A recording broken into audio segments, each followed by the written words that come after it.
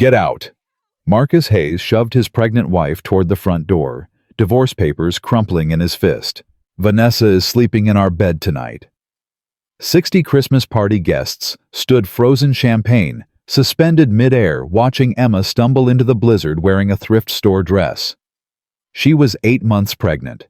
It was 10 degrees below zero. What Marcus didn't know, what none of them knew, was that the poor orphan he'd just discarded owned the bank holding his mortgage, the firm paying his salary, and the very ground his mansion stood on. 8 minutes later, a helicopter descended onto his front lawn. Comment your city below so I can see how far this story travels. Get out of my house! Marcus Hayes grabbed Emma's arm and dragged her toward the front door. His fingers dug into her flesh hard enough to leave bruises. Marcus, please. Emma stumbled, her swollen belly throwing off her balance. It's Christmas Eve. I'm 8 months pregnant. You can't. I can do whatever I want. He shoved the divorce papers into her chest. You think I married you for love? I married you because you were pathetic, grateful, easy to control. 60 pairs of eyes watched from the Grand Salon. Boston's financial elite hedge fund managers, corporate lawyers, trophy wives dripping in diamonds stood paralyzed with champagne glasses frozen halfway to their lips. Nobody moved to help her. Nobody said a word. Vanessa Blake stepped out from the crowd, sliding her arm through Marcus's, like she'd been rehearsing this moment.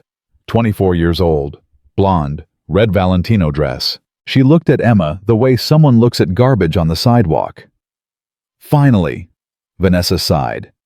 I've been waiting months for you to grow a spine, Marcus. She's been stinking up this house long enough. The homeless shelter on Huntington Avenue is open 24 hours. Marcus checked his Rolex. If you walk fast, you might make it before you freeze to death. Emma's hand instinctively covered her belly. The baby kicked hard as if sensing danger. What about the baby? Emma whispered. She's your daughter. Daughter. Marcus spat the word like poison. I wanted a son, an heir. Instead, you're giving me another useless female. He leaned close, his breath hot with whiskey. Maybe if you'd been better in bed, you could have given me what I needed. Vanessa laughed, a cruel tinkling sound that echoed through the silent room. Don't worry, Marcus. She ran her fingers down his chest. I'll give you plenty of sons. Emma looked around the room. 60 faces. 60 people who had eaten her food, drunk her wine, complimented her home. Not one of them would meet her eyes. Richard Thornton, CEO of Titan Capital and Marcus's boss, cleared his throat. He was 72, silver-haired, the kind of old money that knew how to survive scandals. Marcus. Richard's voice was carefully neutral. Perhaps this conversation should happen privately. The optics. The optics. Marcus laughed. Richard, look at her. She's a nobody. A charity case I picked up from a bookshop because I felt sorry for her. Who's going to care what happens to her? Richard didn't answer, but his eyes flickered to Emma with something that looked almost like pity. 10 minutes, Marcus announced, addressing the room like a king addressing peasants. My wife has 10 minutes to collect her things and leave. Then Vanessa and I will be opening presents in the master bedroom. He pulled Vanessa closer and kissed her long and theatrical. Merry Christmas, everyone. Scattered uncomfortable applause.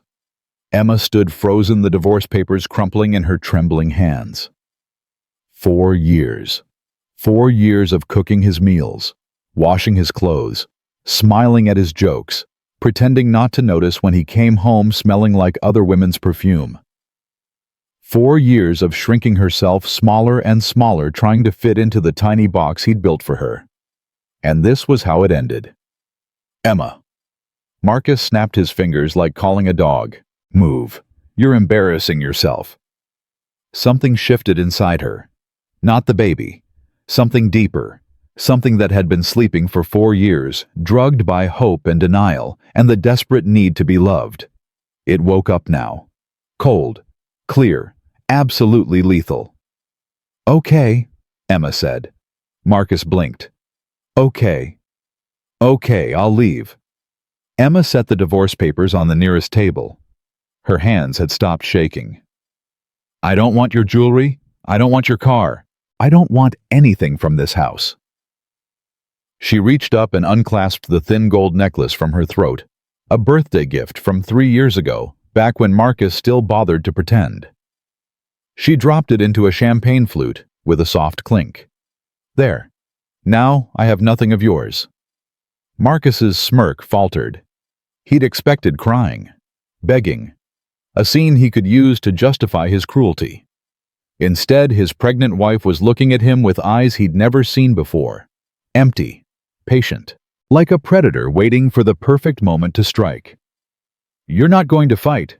He asked, genuinely confused. Why would I fight for something worthless? The words landed like a slap. Marcus's face reddened. I'm worthless. I'm the one with the career, the house, the money. You're nothing without me. Am I? Emma moved toward the hallway closet. I guess we'll find out. She retrieved her coat, heavy wool bought from a thrift store when Marcus cut off her credit cards 3 months ago. She pulled on her boots, wrapped a scarf around her neck. Don't come crawling back. Vanessa called out, her voice sharp with triumph. We won't answer the door. I'll make sure of it. Emma paused at the front door. Her hand rested on the brass handle.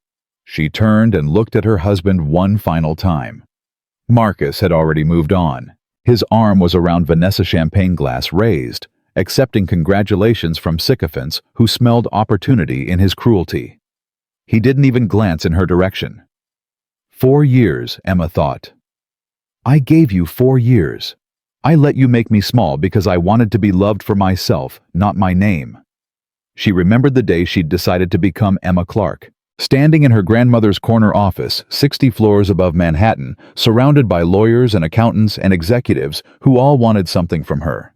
She'd looked out the window at a young couple walking hand in hand in the rain, laughing at nothing, sharing an umbrella, completely absorbed in each other. I want that, she'd thought. I want someone to laugh with me in the rain.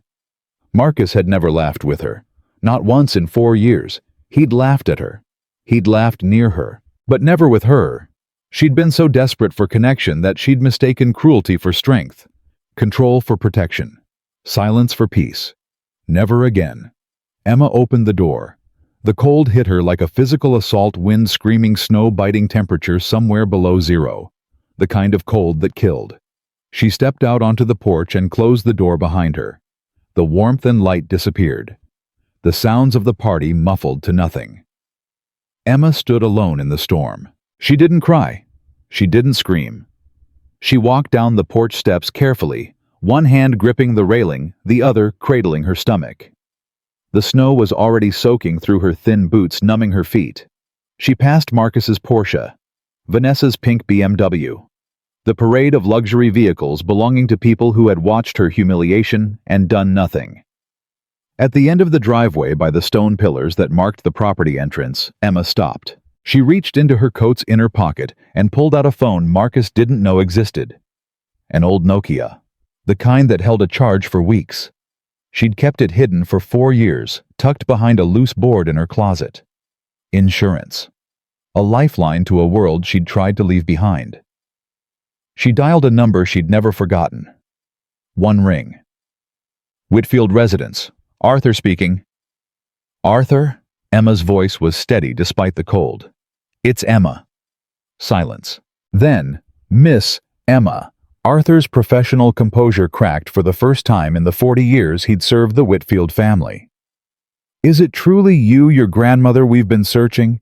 The investigators lost your trail in Vermont. We thought, I'm in Boston, Beacon Hill. Emma watched the party through the window. Marcus was making a toast. Vanessa was hanging on his arm. Everyone was laughing.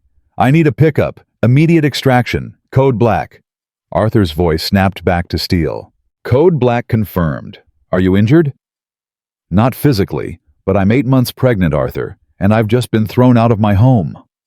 A pause. When Arthur spoke again, his voice was ice. Who did this?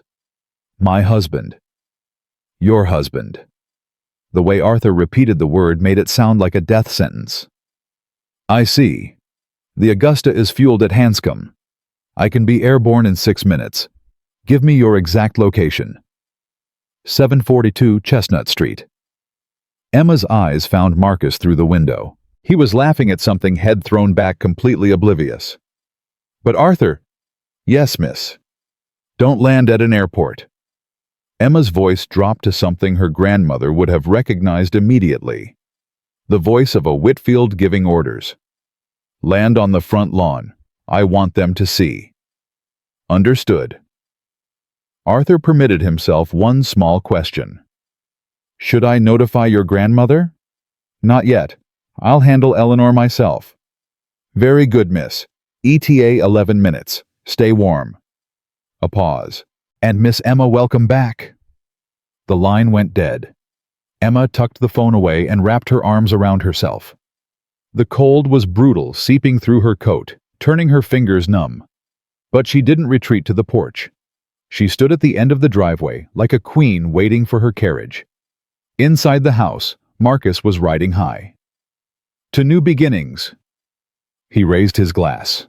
To knowing when to cut dead weight. To new beginnings. The crowd echoed. Vanessa kissed his cheek, leaving a crimson lipstick mark. But her eyes were elsewhere, calculating, cataloging, already planning her next move. Marcus Hayes was useful, but he wasn't the end game. He was a stepping stone, a means to an end. She'd done her research. Marcus had ambition, but no real power. The house was mortgaged. The cars were leased. The lifestyle was smoke and mirrors. But he didn't know she knew that. Men were so easy to manipulate when you let them think they were in control. You seem distracted, Marcus murmured, pulling her close. Just thinking about our future. Vanessa smiled her perfect smile. Everything we're going to build together. What she didn't say. Everything I'm going to take from you. Richard Thornton approached, pulling Marcus aside. A word, privately. Marcus rolled his eyes but followed. What now, Richard? That display. Richard's voice was low, urgent. Throwing out a pregnant woman in front of witnesses. On Christmas Eve. In a blizzard. Do you have any idea what you've done? I've freed myself from dead weight. You've created a liability. Richard grabbed Marcus's arm. Half the people in that room have already texted their wives. By morning, this will be on every social media platform in Boston. You'll be the Christmas villain. The Grinch of Beacon Hill. Let them talk. Emma has no connections, no family, no one to take her side. Richard's face went pale. Are you certain about that? Of course I'm certain. She's an orphan. She told me... Did you verify it? Richard's grip tightened. Did you run a background check before you married her? Why would I? She was nobody. Richard stared at him for a long moment. Then he released Marcus's arm and stepped back. I met Eleanor Whitfield once, Richard said quietly. At a banking summit in Geneva. Terrifying woman, cold as ice. She asked me one question about my firm's Pacific shipping contracts, and I felt like she was dissecting my soul. He paused. She had a granddaughter, the sole heir. The girl disappeared about 4 years ago. There were rumors she'd changed her name, gone into hiding. Marcus laughed nervously. What does that have to do with Emma? Probably nothing. Richard didn't sound convinced. Probably just coincidence. Exactly. Coincidence. Marcus straightened his jacket. Now if you'll excuse me, I have guests to entertain. He walked away, grabbing another drink, rejoining Vanessa, forcing the conversation from his mind. Eleanor Whitfield. Whitfield Maritime. Ridiculous. Emma was a bookshop clerk, a nobody. The prenup protected him completely. He had nothing to worry about. That's when the glasses started to vibrate. A low hum, barely perceptible at first. Then, growing a rhythmic pulse that seemed to come from the walls themselves. The champagne in Marcus's glass rippled. The chandeliers swayed. What is that? Someone asked. Sounds like thunder, another voice suggested. Must be a storm cell. That's not thunder. Richard's face had gone white. That's rotors. The hum became a roar. The windows rattled in their frames. Then a spotlight pierced the darkness, a beam of brilliant white cutting through the blizzard like the finger of God. Marcus ran to the window. Descending from the clouds, impossibly defying the storm, was a helicopter, not a police bird, not a news chopper. Something else entirely. Massive, sleek, military grade, midnight blue with gold trim, and on the side, illuminated by the spotlight, a logo, a stylized W entwined with an anchor. "No," Richard whispered behind him. "That's impossible." The helicopter touched down on the front lawn with surgical precision. The downwash created chaos. Snow erupting in all directions, outdoor Christmas decorations shredding the antique weather vane on the garage, ripping free, and cartwheeling into the darkness. Two men jumped out before the skids had fully settled. They moved like special forces tactical black earpieces, the fluid efficiency of professionals who dealt in high-stakes extraction. One carried an umbrella, the other a heavy coat. They ran toward the end of the driveway, toward Emma. Marcus watched through the glass as his poor orphan wife was shielded from the snow wrapped in cashmere, treated with the kind of deference usually reserved for royalty. "What the hell?" Vanessa breathed, pressing against his shoulder. "Who is she?" Emma paused at the helicopter's door. She turned, looked directly at the house, and found Marcus's eyes through the window. She didn't wave. She didn't cry. She didn't gloat. She just looked at him and smiled. Then she climbed inside, and the door slid shut. The engine screamed. The helicopter lifted off, banking hard toward the Boston skyline, vanishing into the storm. Silence in the grand salon. 60 people standing frozen champagne, going flat, trying to process what they'd just witnessed. Richard Thornton appeared at Marcus's elbow. His voice was barely audible. That was the Whitfield crest. The what? Whitfield Maritime, Whitfield Banking, Whitfield Holdings. Richard grabbed Marcus's shoulder, spinning him around. They own shipping lanes across 3 oceans. They own First Continental Bank, which holds the mortgage on this house and underwrites our firm. They own politicians, judges, entire regulatory agencies. Marcus couldn't breathe. That doesn't mean Eleanor Whitfield has one living heir. Richard continued, his voice rising with each word. One granddaughter. The girl disappeared 4 years ago. Changed her name. Went off the grid. The room was starting to murmur. Phones were coming out. People were filming. Marcus. Richard's grip was painful now. What was your wife's maiden name? Her real maiden name? Marcus opened his mouth. Closed it. He didn't know. He'd never asked. Get out. He heard himself whisper. What? Everyone get out. Marcus's voice cracked. Party's over. Everyone out. Now. The guests didn't need to be told twice. Within minutes, the grand salon was empty, the driveway full of retreating taillights, the mansion silent except for the howling wind. Vanessa stood by the fireplace, arms crossed, her perfect face twisted with uncertainty. Marcus, what just happened? He didn't answer. He was staring at his phone frantically, Googling names he should have searched 4 years ago. Whitfield family heir. Eleanor Whitfield granddaughter. Emma Whitfield. The results loaded, and Marcus Hayes felt his entire world collapse. The photo on his screen showed a younger Emma Hare, professionally styled, wearing a couture gown, standing beside an imperious silver-haired woman at some gala event. The caption read, Eleanor Whitfield, CEO of Whitfield Holdings, with her granddaughter, and sole heir, Emma Sinclair Whitfield, at the Maritime Foundation annual benefit. Below it, another headline from 4 years ago, Whitfield heiress vanishes. Grandmother offers $10 million reward for information. Marcus dropped his phone. No, he whispered. No, no, no. Marcus? Vanessa's voice was sharp now. What did you do? He looked at her. His face was gray. His hands were shaking. I threw away $100 billion, he said, and I think I just started a war. Outside, the helicopter was already crossing into Manhattan airspace. Emma sat in the cream leather cabin, cashmere blanket across her lap, watching the city lights sprawl beneath her like scattered diamonds. Arthur sat across from her medical tablet in hand, monitoring her vitals. "Heart rate elevated but stable," he reported. "Blood pressure slightly high. Dr. Chen will be waiting at the tower." "I'm fine, Arthur." Emma's hand rested on her belly. The baby was calm now, as if she understood they were finally safe. "We're both fine." "Miss Emma." Arthur set down the tablet. "What he did, throwing you out in a blizzard while you're carrying his child." "His child?" Emma's voice went cold. "No. She stopped being his child the moment he said he didn't want her. She's a Whitfield now. She'll never know his name."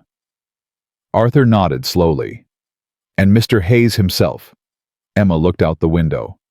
Below, the lights of Boston were fading, replaced by the vast darkness of the Atlantic. "He wanted me gone," she said softly. "He wanted to be free of dead weight." She turned to Arthur, and her eyes were the eyes of her grandmother. The eyes of a woman who had built an empire from nothing and destroyed anyone who stood in her way. "Let's grant his wish," Emma said. "Let's make him so free he has nothing left to weigh him down. No job, no house, no money, no reputation, nothing." Arthur allowed himself a thin smile. "Shall I wake the legal team?" "Wake everyone." Emma settled back into her seat, closing her eyes.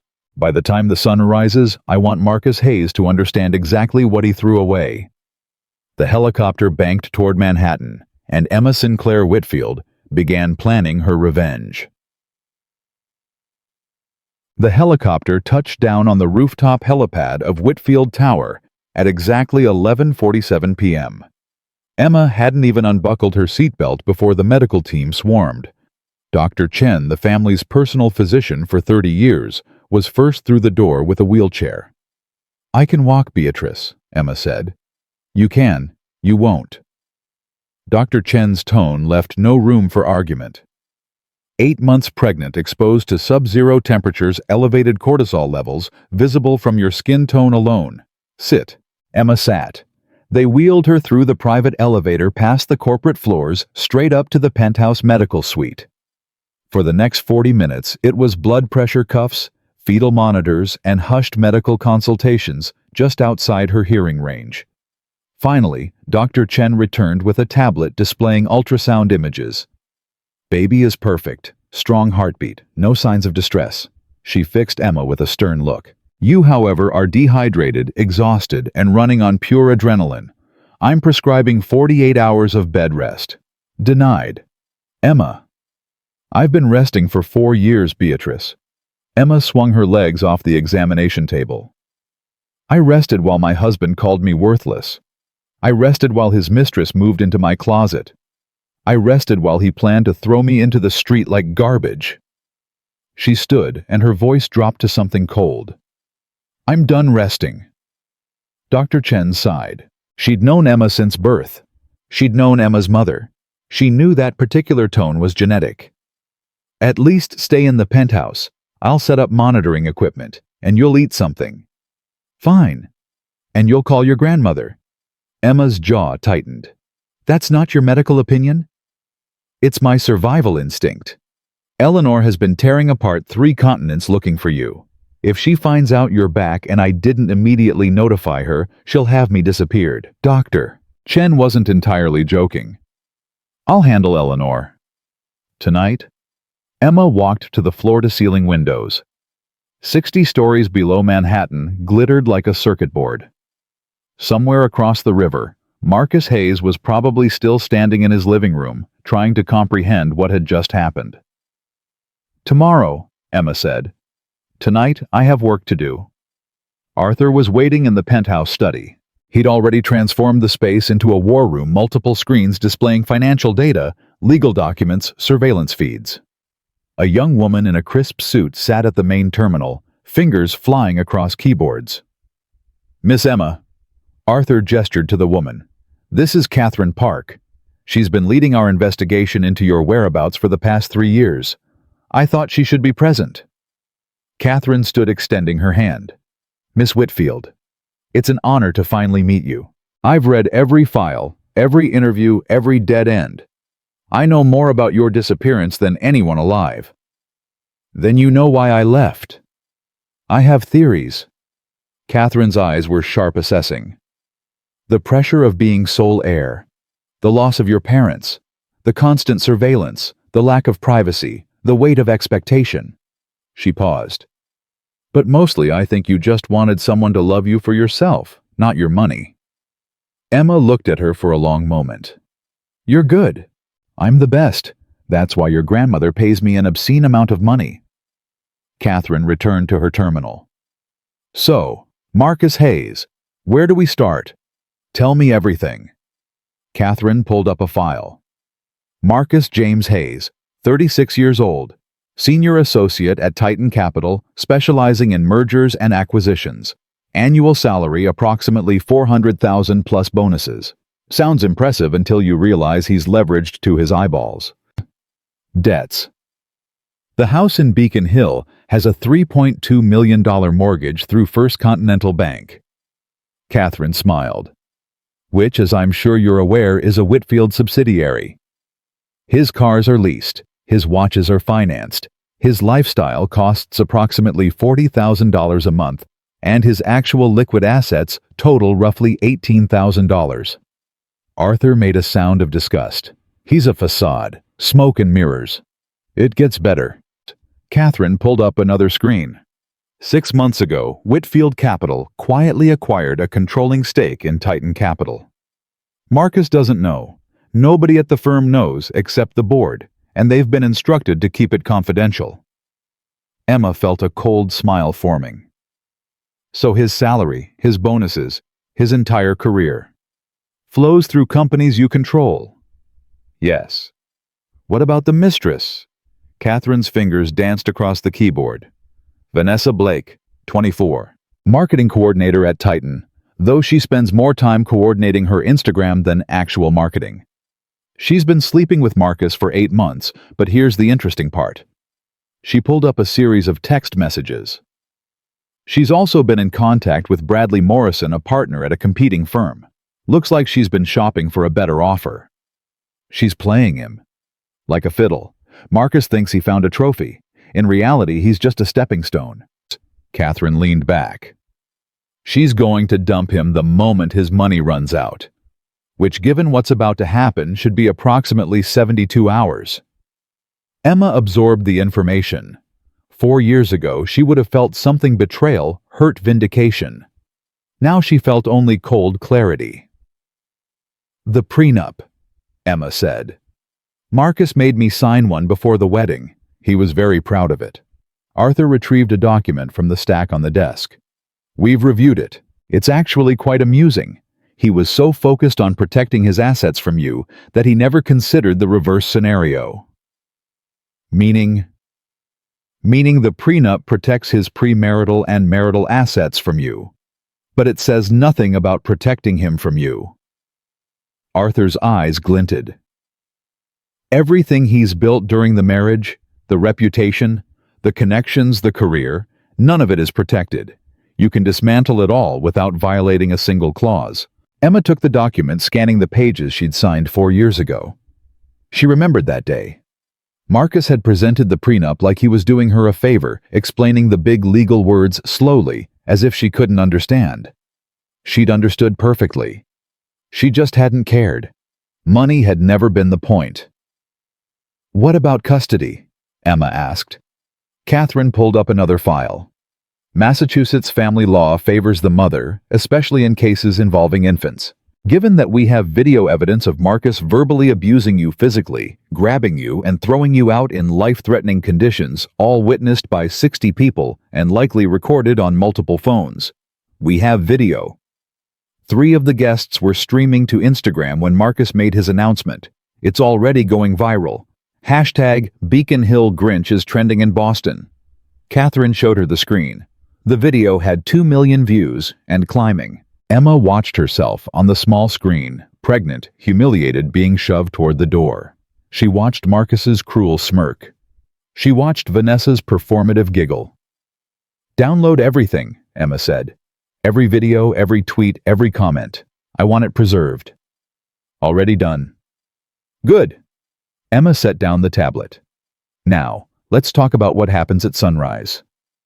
For the next 3 hours, they planned. At 2 a.m., Arthur contacted the legal team at Wolfson & Associates. Linda Wolfson herself answered despite the hour. Emma Whitfield. Linda's voice was sandpaper and steel. I heard rumors you'd surfaced. What do you need? Full divorce filing.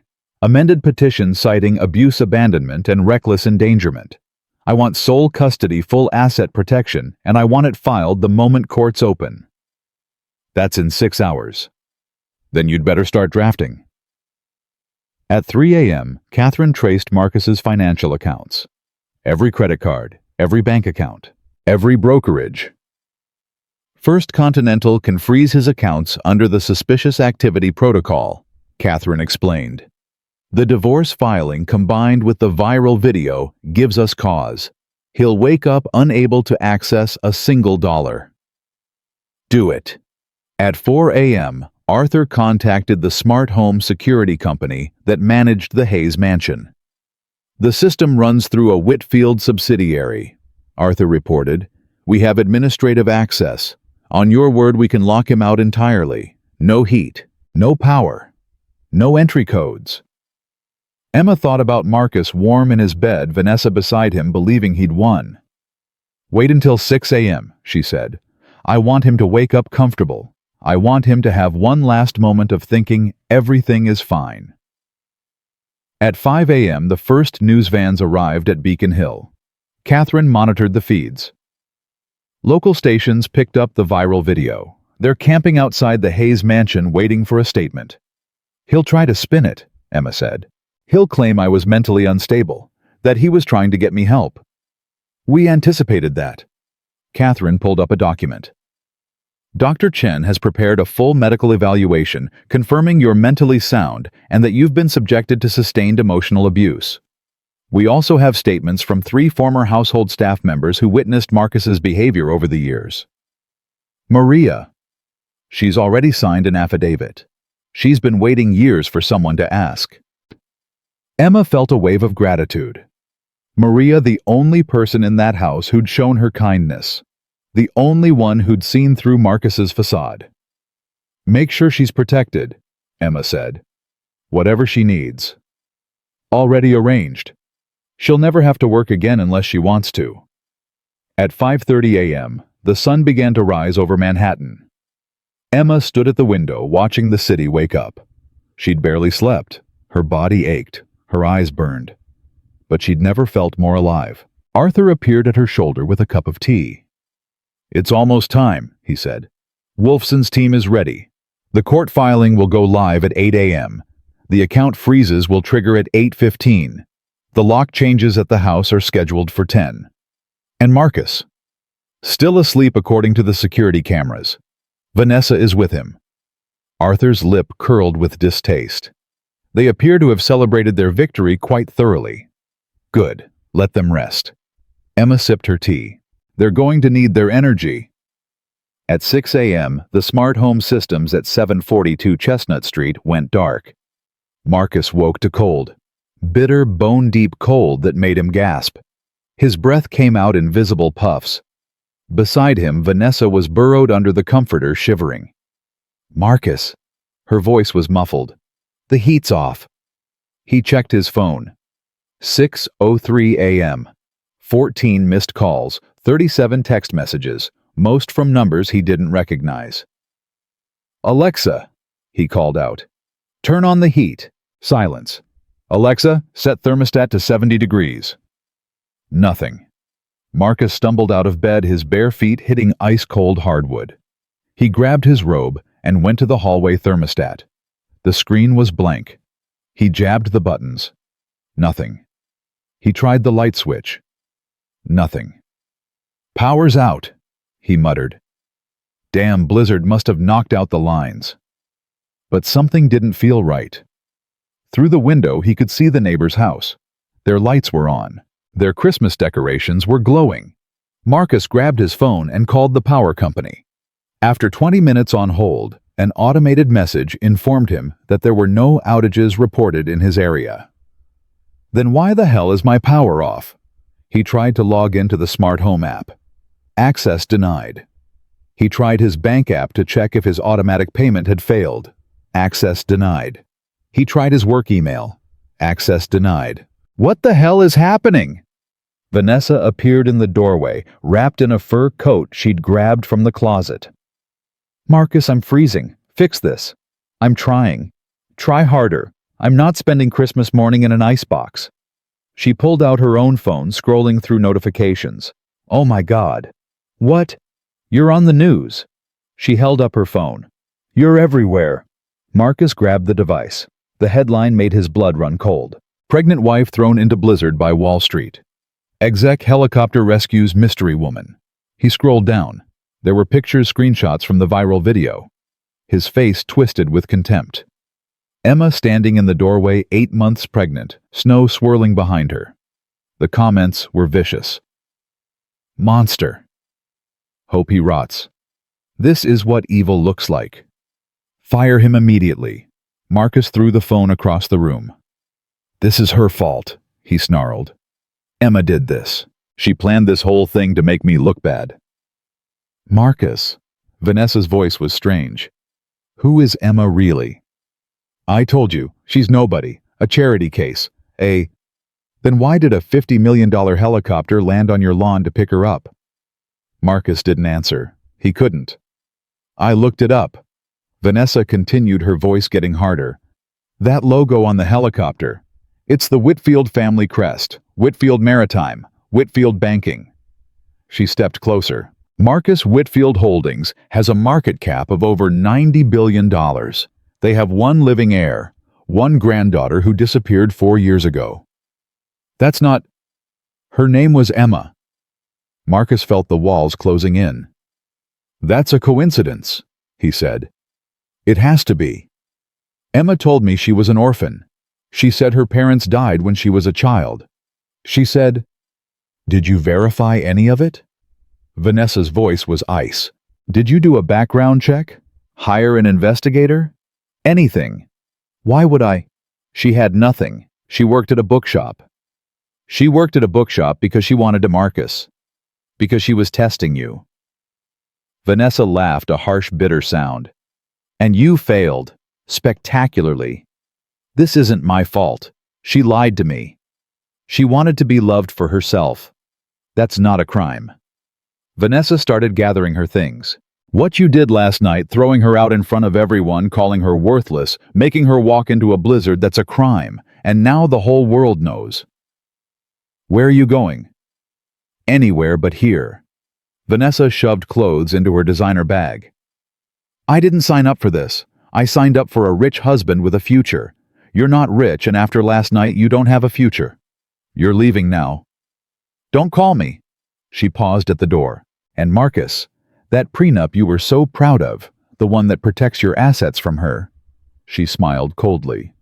You might want to read it again, because I have a feeling you're about to find out exactly how worthless those assets are. She walked out. Marcus heard the front door slam. Then her car starting. Then silence. He stood alone in his freezing mansion, surrounded by the wreckage of his Christmas party. Empty champagne glasses, wilted decorations, the ghost of his own arrogance. His phone buzzed.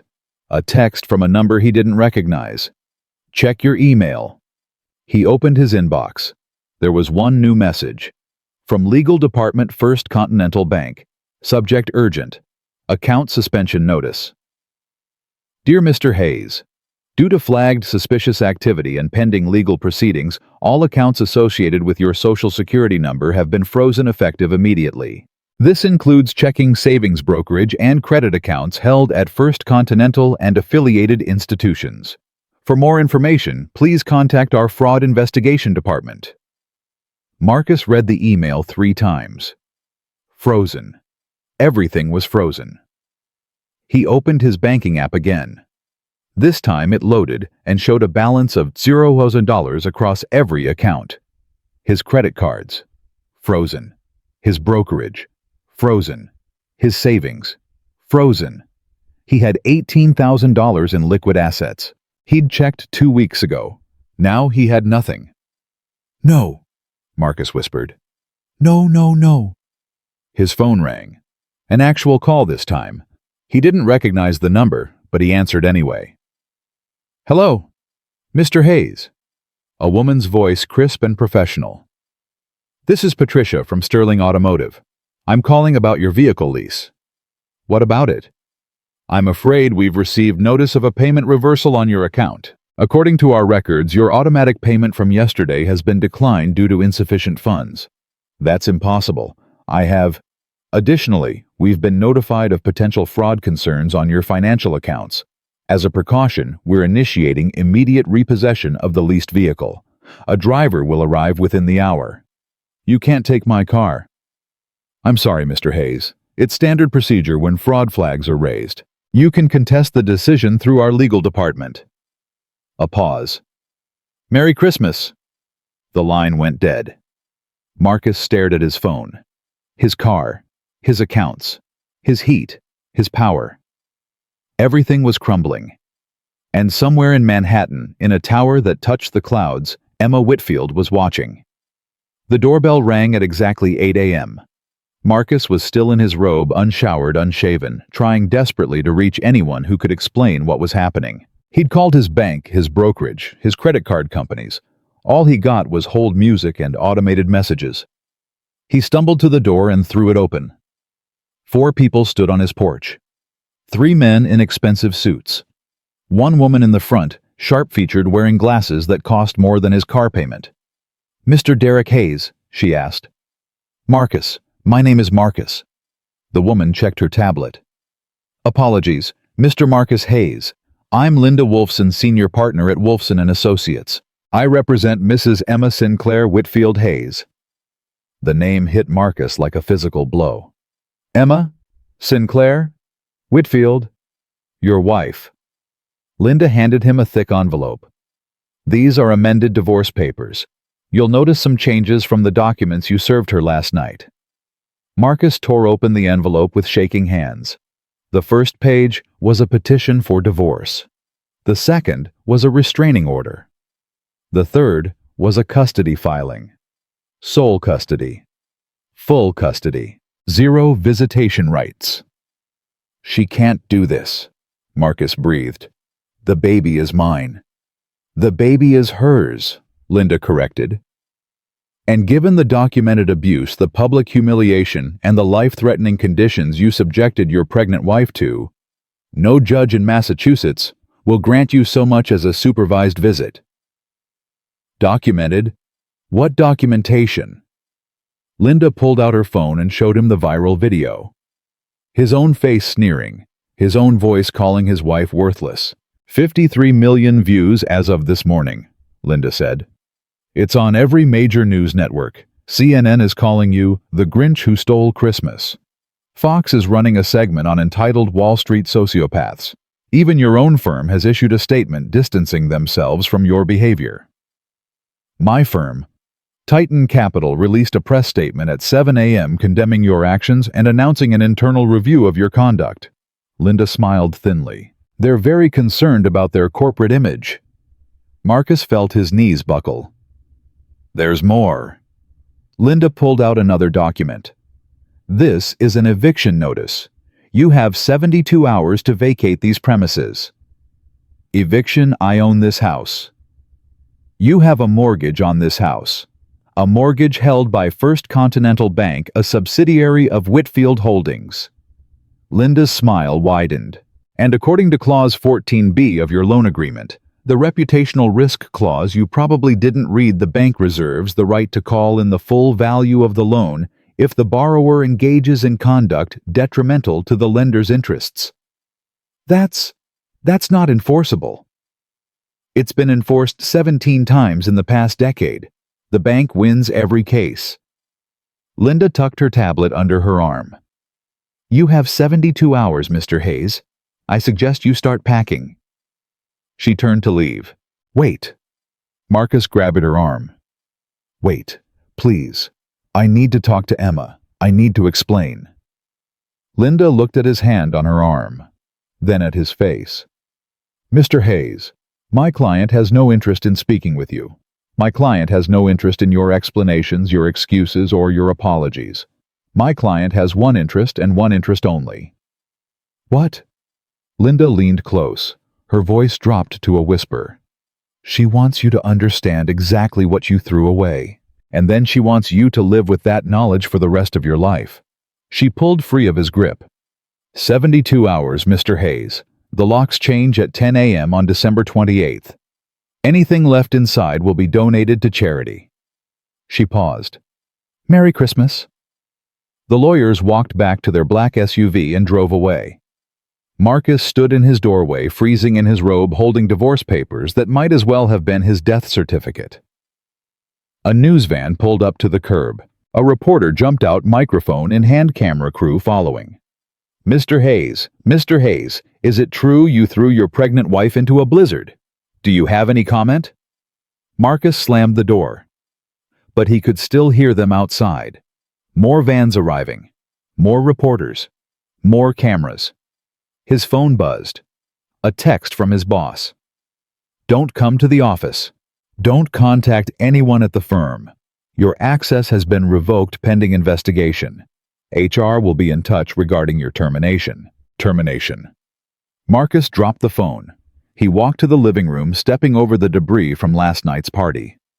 Champagne glasses, crumpled napkins, the tray where Emma had dropped her necklace. He picked up a glass and hurled it at the wall. It shattered. He threw another, and another, and another. She lied to me, he screamed at the empty room. She lied. She pretended to be nothing. She made me think. He stopped. What had she made him think? That she was poor? She'd never said that. She'd said she worked at a bookshop. She'd said she wanted a simple life, that she was an orphan. She'd said her parents died. That was technically true. He'd seen the Whitfield obituaries later. Car accident when Emma was 12. That she had nothing. She'd never said that. He'd assumed it. He'd assumed it because she wore simple clothes and didn't demand expensive things, and seemed grateful for whatever he gave her. He'd assumed she was beneath him because that's what he'd wanted to believe. Marcus sank onto the couch. The truth was, Emma had never lied about anything important. She'd hidden her wealth, yes, but she'd never hidden who she was. She'd been kind, patient, hard-working, devoted, and he'd treated her like garbage, because treating her like garbage made him feel powerful, because making her small made him feel big, because he was exactly the kind of man she'd been testing for, and he'd failed. His phone rang again. This time he recognized the number. His mother. He answered. Marcus James Hayes. His mother's voice could freeze vodka. I just saw the news. Please tell me it's not true. Mom. Please tell me my son did not throw his pregnant wife into a blizzard on Christmas Eve. Please tell me the video I'm watching is a deep fake. She's not who she said she was. I don't care if she's the Queen of England, Marcus. You don't treat a pregnant woman that way. You don't treat anyone that way. His mother's voice cracked. I raised you better than this. I know I did. Where did I go wrong? Mom, listen to me. No. You listen. Her voice hardened. I've spent the last 4 years making excuses for you, telling myself you'd mature, telling myself Emma was exaggerating when she seemed unhappy, telling myself my son wasn't capable of cruelty. I'm not. I watched the video, Marcus. I watched you grab your pregnant wife's arm.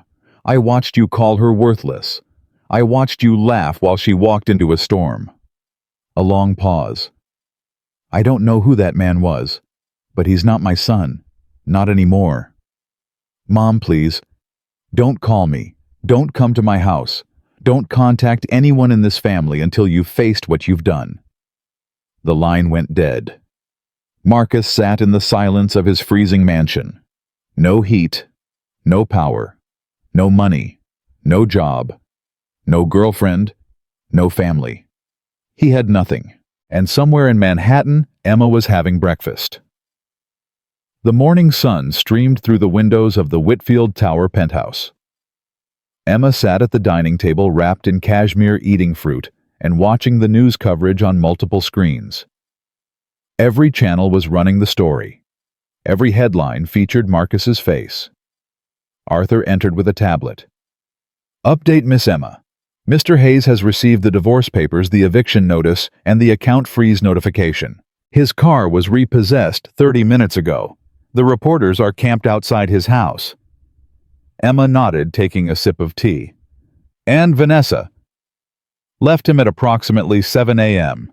She's already given 3 phone interviews claiming she was a victim of his manipulation. Arthur allowed himself a thin smile. She's quite the survivor. She would have eaten him alive eventually anyway. I just accelerated the timeline. Catherine Park entered looking energized despite the sleepless night. The social media numbers are insane. Hashtag Beacon Hill Grinch has 300 million impressions. Support for you is overwhelming. Several domestic violence organizations have reached out wanting you to be a spokesperson. Later, Emma said. What about Titan Capital? Chaos. The board is in emergency session. 3 major clients pulled their accounts this morning citing reputational concerns. The stock is down 8% in pre-market trading. Emma set down her teacup. Buy it. Catherine blinked. Excuse me. The stock. It's going to drop further when they announce Marcus's termination. Buy everything we can. By the time this is over, I want majority control of Titan Capital. Emma's eyes were cold. Marcus wanted to be a partner. Let's make sure the firm he gave everything for belongs to me. Catherine nodded slowly. That's incredibly ruthless. I learned from the best. Emma looked at the portrait on the wall, her grandmother Eleanor at 40, standing on the deck of the first Whitfield cargo ship. Speaking of which, I need to make a call. She picked up the phone and dialed a number she'd memorized as a child. 2 rings. This had better be important. Eleanor Whitfield's voice was ice and steel and generations of power. It's Christmas morning and I'm in the middle of, hello, grandmother. Silence. Then very quietly, Emma. I'm home. More silence. Emma could picture her grandmother, 82 years old, silver hair perfectly styled, sitting in her study, surrounded by leather-bound books and the ghosts of empires. 4 years. Eleanor's voice cracked slightly. 4 years without a word. I thought you were dead. I hired investigators on 6 continents. I offered rewards. I know. I'm sorry. Sorry. Eleanor's voice sharpened. You're sorry I buried my daughter, your mother, and then I had to watch my only grandchild vanish into thin air. Do you have any idea what that did to me? I do now. Then why? The question hung in the air. Why did you leave? What were you running from? Emma looked out the window at the city below. I wasn't running from anything, grandmother. I was running toward something. She paused. I wanted to be loved, really loved. For myself, not for my name or my money. I wanted to know if it was possible. And it wasn't. Emma's voice hardened. The man I married loved what he thought I represented. A woman beneath him. Someone he could control. The moment I stopped being useful, he threw me away. Eleanor was quiet for a long moment. Arthur sent me the video, she finally said. I watched it an hour ago. I've seen a lot of cruelty in my 82 years, Emma. I've dealt with ruthless men, corrupt politicians, criminals in expensive suits. She paused. But watching that man treat you that way, watching him grab you, humiliate you, send you into a storm while you carried his child. Grandmother. I want him destroyed. Eleanor's voice dropped to something dangerous. Not embarrassed, not inconvenienced. Destroyed. I want him to wake up every morning knowing that the worst decision of his life was the moment he laid hands on my granddaughter. Emma smiled. It wasn't a nice smile. Already in progress. Good. Eleanor softened slightly. When can I see you? Tomorrow. I need to rest today. Doctor's orders. The baby? She's perfect. Strong heartbeat. Due in 4 weeks. She. Eleanor's voice warmed. A girl. The 5th generation of Whitfield women. A pause. Have you chosen a name? Emma looked at the sunrise breaking over Manhattan. A new day. A new beginning. Aurora, she said. Aurora Eleanor Whitfield. On the other end of the phone, Eleanor Whitfield, iron matriarch, corporate titan woman, who hadn't cried in 30 years, wept. 3 weeks turned Marcus Hayes into a ghost. The man who once commanded conference rooms and intimidated junior analysts now shuffled through the streets of Boston in a coat that smelled like mildew and desperation. He'd lost 15 pounds. His eyes had sunk into dark hollows. His designer stubble had grown into an unkempt beard, streaked with gray, that hadn't been there a month ago. The Starlight Motel had become his home. Room 104. $39 a night paid in crumpled bills he'd scraped together by selling his watches, his cufflinks, his Italian leather shoes. Everything that once defined Marcus Hayes, the Brioni suits, the Ferragamo loafers. The confidence that bordered on contempt had been stripped away, leaving something raw and broken underneath. He spent his days refreshing his email, waiting for responses to job applications that never came. He'd applied to 47 firms. Not one callback. His name had become poison. The Grinch of Beacon Hill. The man who threw his pregnant wife into a blizzard. No company wanted that liability on their payroll. He spent his nights drinking cheap whiskey from plastic bottles and watching the ceiling fan spin, replaying every moment, every mistake, every cruel word he'd ever spoken to Emma. On this particular morning, January 15th, 3 weeks and 1 day since Christmas Eve, Marcus woke to his phone buzzing. A text from Vanessa. He hadn't heard from her since she'd walked out. He'd tried calling, texting, begging. Nothing. Now suddenly a message. Turn on Channel 7. You're going to want to see this. Marcus grabbed the remote and flipped to the local news. His heart stopped. Emma was on screen. She looked radiant, glowing. 8.5 months pregnant, now dressed in a cream-colored dress that probably cost more than his motel room for a year. She was standing at a podium in what looked like a hospital lobby, surrounded by cameras and microphones. And that's why I'm proud to announce the Emma Whitfield Foundation for Domestic Violence Survivors. Emma was saying, this foundation will provide emergency housing, legal assistance, and financial support to women escaping abusive relationships. The camera pulled back to reveal a massive check being presented. $10 million. I know what it's like to feel trapped. Emma continued, her voice steady and strong. I know what it's like to be told you're worthless, to be made to feel small, to believe that you deserve the cruelty being inflicted on you. She paused and her hand rested on her belly. But I also know that every woman has the strength to walk away. Sometimes she just needs someone to remind her that she's worth saving. The reporters erupted with questions. Mrs. Whitfield, do you have any message for your estranged husband? Emma looked directly into the camera. For a moment, it felt like she was looking directly at Marcus. My message is simple, she said. The best revenge isn't anger. It's becoming everything they said you couldn't be. Marcus threw the remote at the television. The screen cracked but kept playing. Emma kept talking. The cameras kept flashing. The world kept celebrating her while he rotted in a $39 motel room. Something snapped inside him. He grabbed his phone and dialed the one number he swore he'd never call. His father. Harold Hayes had disowned Marcus 3 years ago after a business deal gone wrong.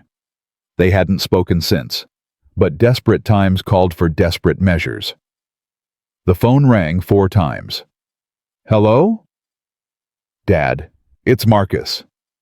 Silence. I know we haven't talked. Marcus rushed on. I know you're angry, but I need help. I need money. I saw the video. Marcus closed his eyes. Dad, let me explain. I saw you throw your pregnant wife into a snowstorm. I saw you laugh about it. I saw you call her worthless. Harold's voice was flat. Dead. Your mother and I have been married 42 years. We've had our problems, but I have never treated her the way you treated that woman. She lied to me. She pretended to be poor. She wanted to be loved for herself. That's not a crime, Marcus, that's a dream. Harold paused. What you did, that's a crime. And I want no part of it. Dad, please. I'm living in a motel. I have nothing. I'm your son. You were my son. The man in that video is a stranger. The line went silent for a moment. "Don't call this number again." Click. Marcus stared at his phone.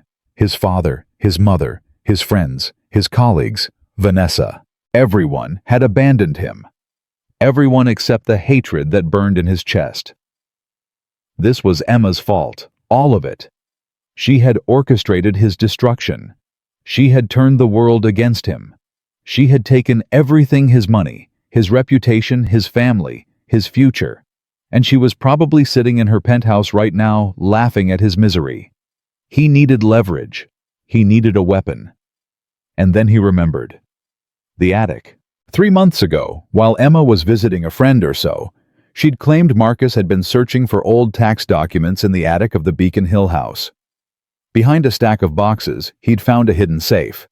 It had taken him 2 hours to crack the combination, but when he'd finally opened it, he'd found something incredible. Files.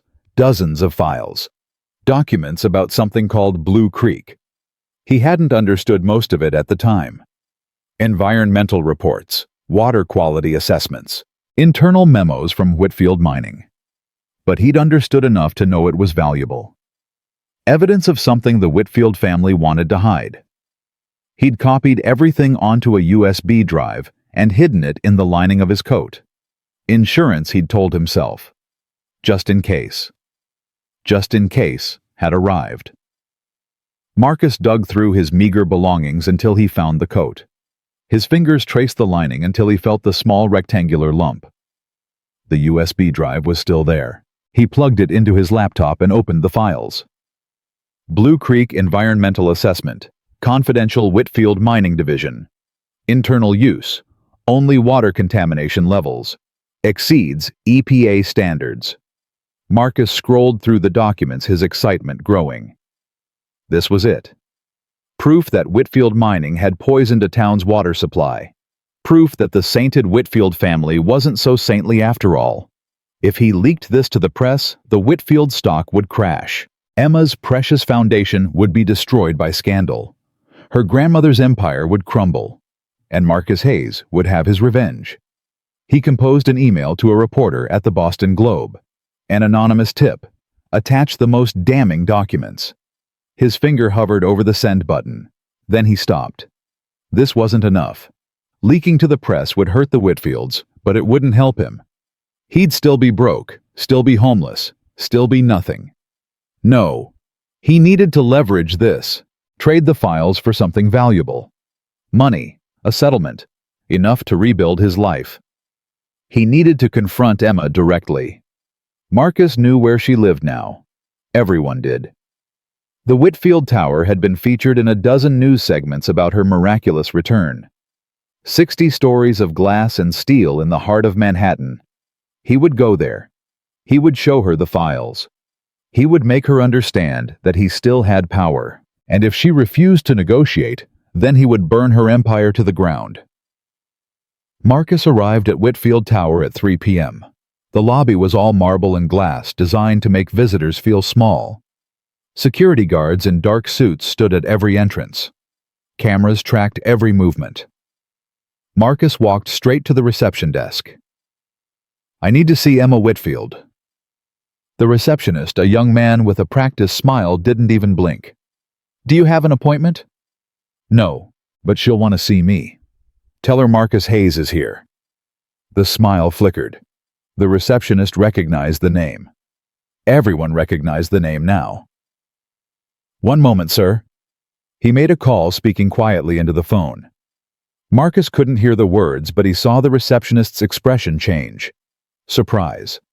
Then caution. Then something like fear. "Mr. Hayes?" The receptionist hung up. "Mrs. Whitfield will see you. Please proceed to the security desk for screening." Marcus felt a surge of triumph. She was scared. That's why she was agreeing to meet. She knew he had something on her. He passed through the security checkpoint metal detector bag, searched the whole routine.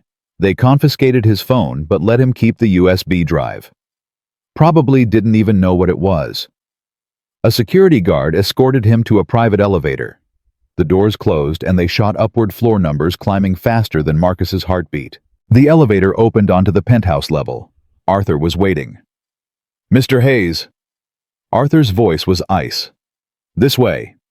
He led Marcus through a foyer of Italian marble, past priceless artwork and ancient sculptures, into a study that was larger than Marcus's entire motel room. Floor-to-ceiling windows offered a view of Manhattan that made the city look like a toy. Emma sat behind a desk of polished oak. She was even more beautiful than he remembered. Pregnancy suited her. She looked healthy, powerful, completely in control. Beside her stood a sharp-featured woman in expensive glasses, Linda Wolfson, the lawyer who had served him divorce papers on Christmas morning.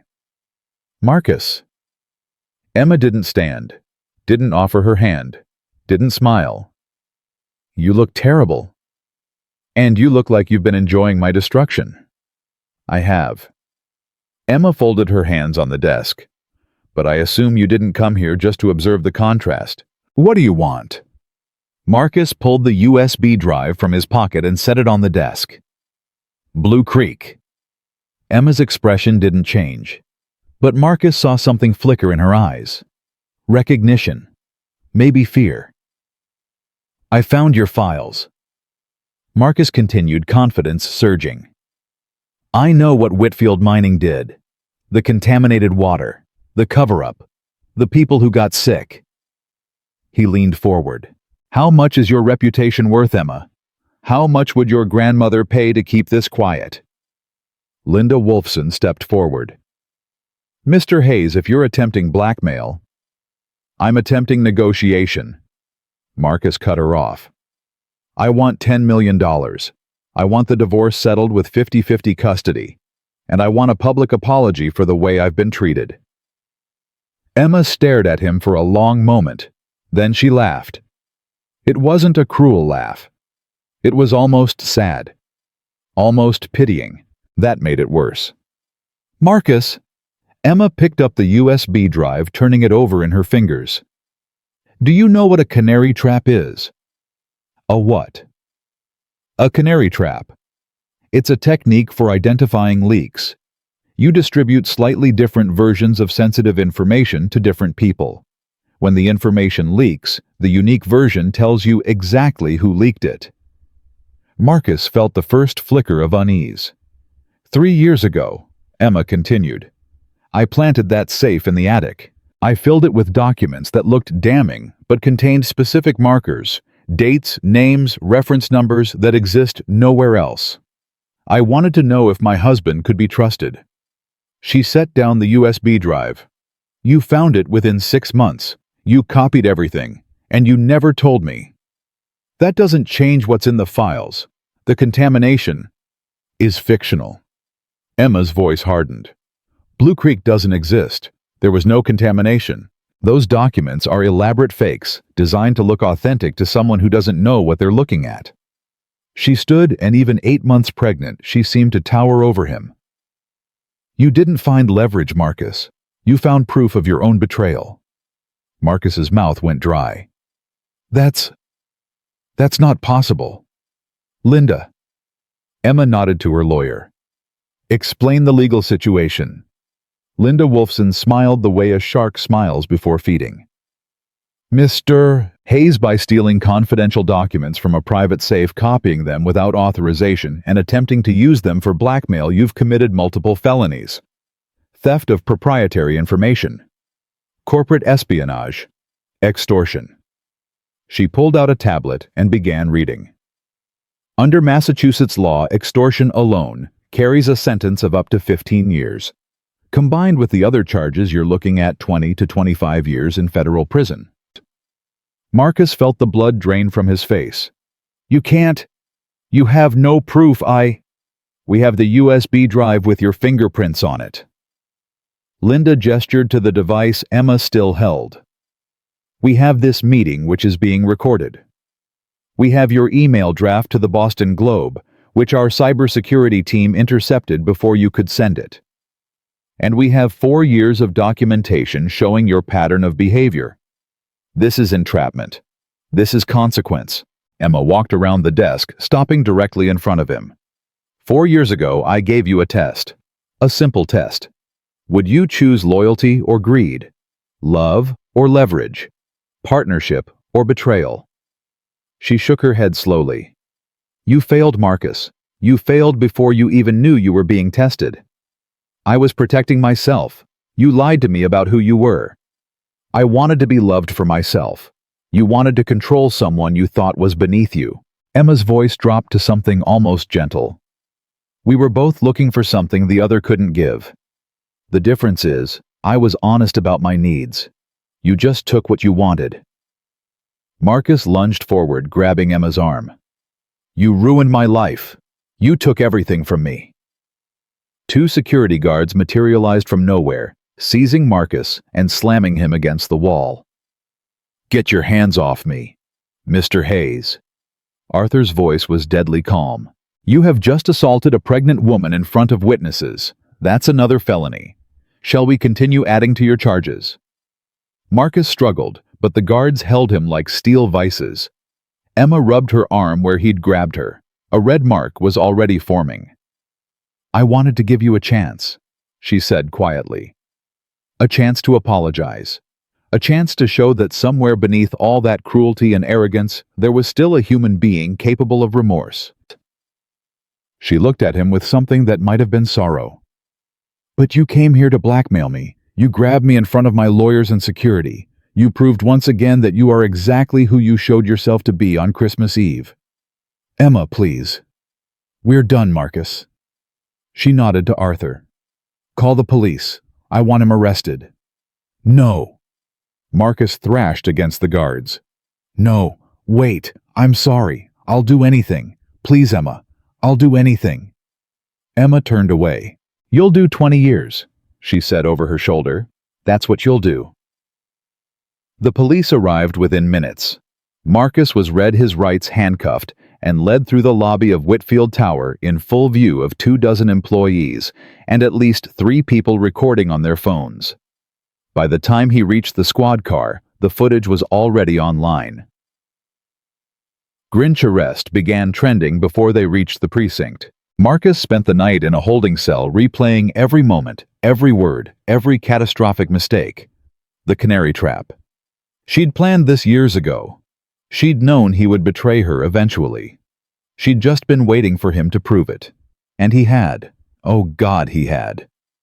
The next morning, his court-appointed attorney, a tired woman named Patricia, who looked like she'd rather be anywhere else, brought the news. They're throwing the book at you. Extortion. Corporate espionage. Assault. The Whitfields aren't accepting any plea deals. They want this to go to trial. Can't you do something? Mr. Hayes, the evidence against you is overwhelming.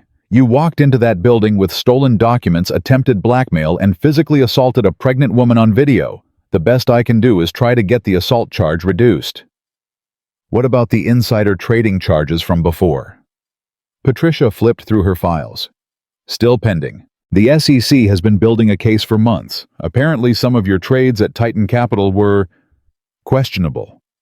The Whitfields provided documentation that suggests you had access to non-public information about several mergers. I was set up. Maybe. But the trades were made from your account using your credentials, and the profits went into your pocket. Patricia closed the file. Mr. Hayes, I have to be honest with you. You're facing serious time, multiple decades potentially. If you have any cards left to play, now is the time to play them. Marcus stared at the concrete wall of the holding cell. Cards. What cards? Emma had taken everything. His money, his career, his family, his freedom. She'd played him like a chess grandmaster, anticipating every move, countering every strategy. And the worst part? He'd done it to himself. Every cruel word, every dismissive gesture, every moment he'd made Emma feel small and worthless, it had all been recorded. Not by cameras, but by the woman herself, stored away, waiting. He'd handed her the ammunition to destroy him, one insult at a time. There's one more thing. Patricia's voice pulled him back. Mrs. Whitfield's team sent a message. She's willing to reduce the charges under one condition. Marcus looked up. What condition? Full surrender of parental rights. You sign away any claim to your daughter now and forever. In exchange, she'll recommend leniency on the assault charge, and won't pursue the maximum sentence on the others. Give up my daughter. The daughter you called another useless female on video in front of 60 witnesses. Patricia's voice was flat. The daughter whose mother you threw into a blizzard. Yes, that daughter. Marcus closed his eyes. Aurora. He'd never even asked her name. Never wondered what Emma might call her. Never thought about holding her, teaching her, watching her grow. She'd been an inconvenience, a disappointment, a failure to produce the male heir he'd wanted. And now she was his last bargaining chip. If I sign, Marcus said slowly, what sentence am I looking at? 8 to 12 years most likely, out in 5 with good behavior.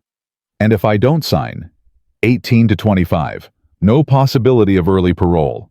The Whitfields will make sure of it. Marcus thought about Aurora, the daughter he'd never wanted, the child he'd planned to ignore and resent for the rest of her life. What kind of father would he have been? The kind who made his wife serve appetizers at parties. The kind who called his daughter useless before she was even born. The kind who grabbed a pregnant woman hard enough to leave bruises. Maybe signing away his rights wasn't a surrender. Maybe it was the first decent thing he'd ever done for that child. Give me the papers, Marcus said. 3 days later, Marcus Hayes stood before Judge Margaret Chen in the Suffolk County Superior Court. The courtroom was packed. Reporters, cameras, curious spectators who wanted to see the Grinch of Beacon Hill get what was coming to him. Emma was there too. Sitting in the front row, hand resting on her belly, face calm and expressionless. Arthur stood beside her like a sentinel. The charges were read. Extortion, corporate espionage, theft of proprietary documents, assault, securities fraud. Marcus pleaded guilty to all of them. The judge reviewed the sentencing recommendations, the character statements, the psychological evaluations. She spent a long time looking at the video from Christmas Eve, the video that had started it all. Finally, she spoke. Mr. Hayes, in my 30 years on the bench, I have seen many kinds of cruelty. I have seen violence and hatred and callous disregard for human life. But what I saw in that video, what the entire world saw, represents something particularly disturbing. She removed her glasses and looked at him directly. You didn't just hurt your wife. You humiliated her. You stripped her of dignity in front of an audience, then sent her into conditions that could have killed her and your unborn child. And when given the chance to reflect, to apologize, to show any trace of remorse, you instead chose to attempt blackmail. Marcus said nothing. There was nothing to say. The court has reviewed the plea agreement. Given your surrender of parental rights and your guilty pleas, I am sentencing you to 12 years in federal prison with possibility of parole after 8 years. The gavel came down. Court is adjourned. The guards led Marcus away. As he passed Emma's row, he stopped. The guards let him one last moment before the doors closed on his life. Emma. She looked up at him. Her face was unreadable. I'm sorry, Marcus said, and for once he meant it. I'm sorry for all of it, for who I was, for what I did, for the man I chose to be. He swallowed hard. Take care of her. Aurora, take care of her. Emma studied him for a long moment. I will, she said. She'll never know your name. She'll never know what you did. She'll grow up loved and protected and told every day that she's valuable beyond measure. Emma stood her hand cradling her belly. That's more than you would have given her. Marcus nodded. He had no argument.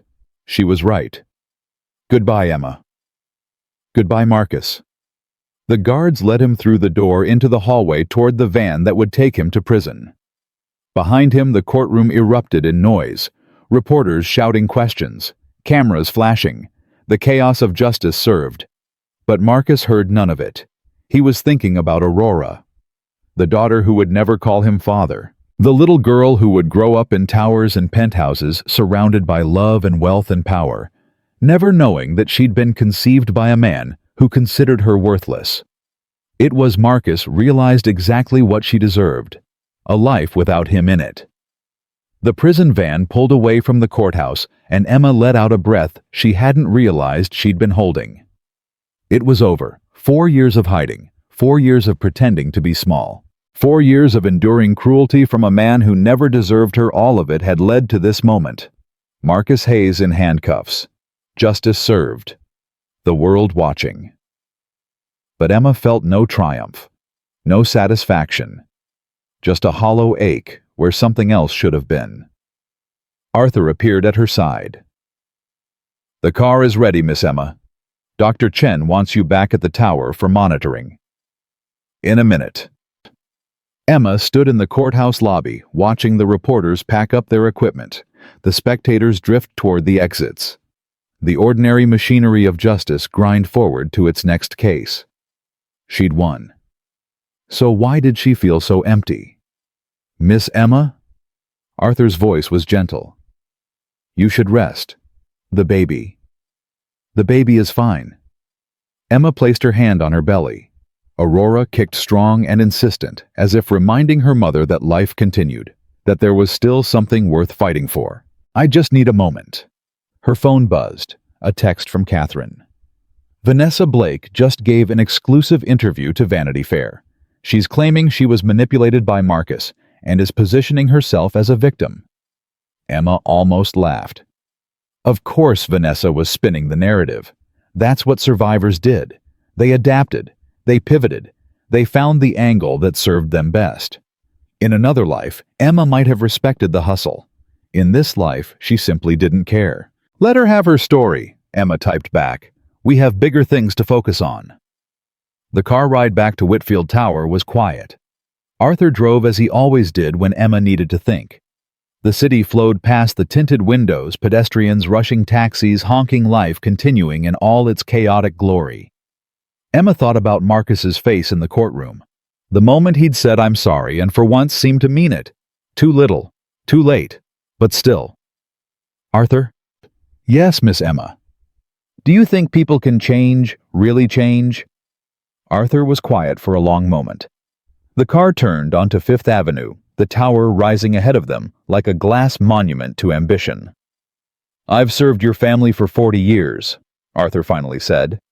"I've seen good people do terrible things, and terrible people find redemption. I've seen marriages crumble, and marriages survive the impossible."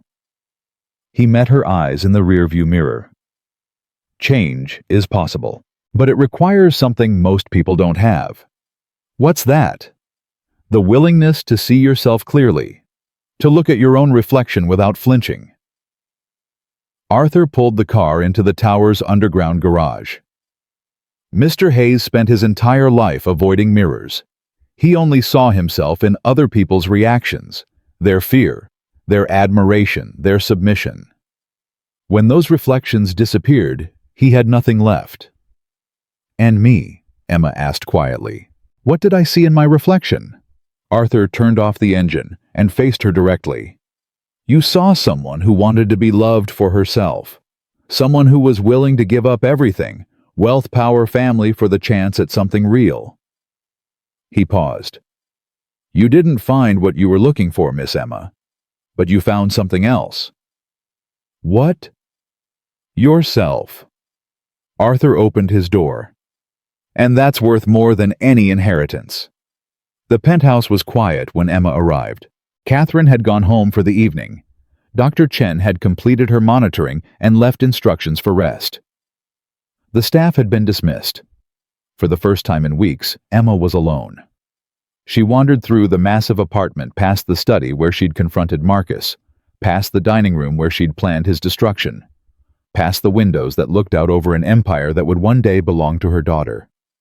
Her daughter, Aurora Eleanor Whitfield. Emma stopped in the nursery. The room was finished now, soft pink walls, antique white furniture, a crib that had been hand-carved by Italian craftsmen.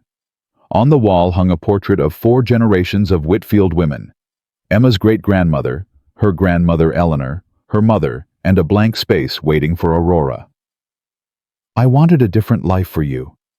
Emma whispered, her hand on her belly. "I wanted you to grow up normal. To go to regular schools, have regular friends, fall in love with regular people. She felt Aurora kick. But regular people hurt me, sweetheart. Regular people showed me that money doesn't corrupt. It just reveals who people really are. Her phone rang. Eleanor. Emma answered. Grandmother. I heard the sentencing. 12 years. Eleanor's voice carried its usual steel, but there was something else underneath. Satisfaction, perhaps. Or relief. It's done. It's done. How do you feel? Emma considered the question. How did she feel? Tired, empty, relieved, sad, all of those things, and none of them. I feel like I've been holding my breath for 4 years, Emma finally said. And now I'm not sure how to breathe normally again. That will come. Eleanor's voice softened, a rare occurrence. When your mother died, I didn't breathe normally for 2 years. When you disappeared, I stopped trying. But breath returns, Emma. Life continues. We adapt. Is that wisdom or just survival?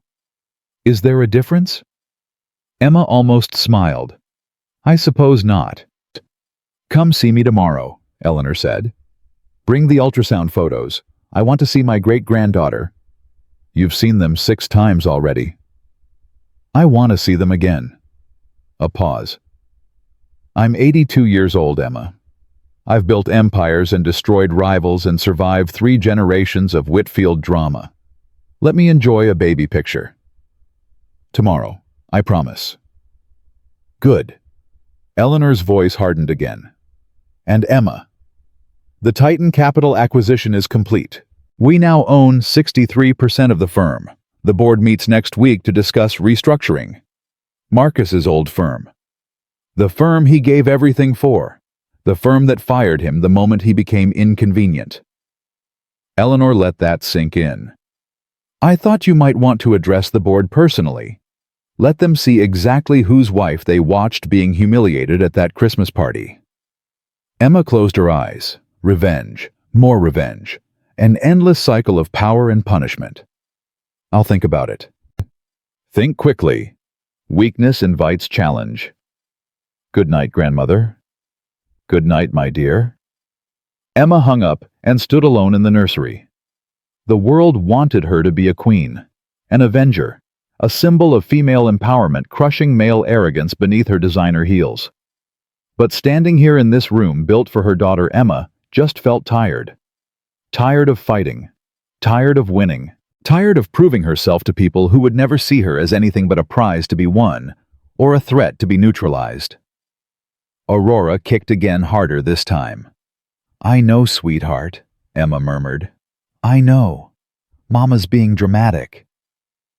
She walked to the window and looked out at the city. Somewhere out there, Marcus was in a prison cell beginning the first night of the rest of his sentence. Somewhere out there, Vanessa was giving interviews and reinventing herself. Somewhere out there, 60 people who had watched Emma be humiliated were going about their lives probably convincing themselves they would have helped if things had gotten really bad. And somewhere out there, a little girl was growing in Emma's belly, waiting to be born into a world that would try to define her by her name, her money, her family's power. Emma made a decision. You're not going to be a weapon, she whispered to Aurora. You're not going to be a dynasty. You're going to be a person, a whole, complete, loved person who gets to choose her own path. She pulled out her phone and called Arthur.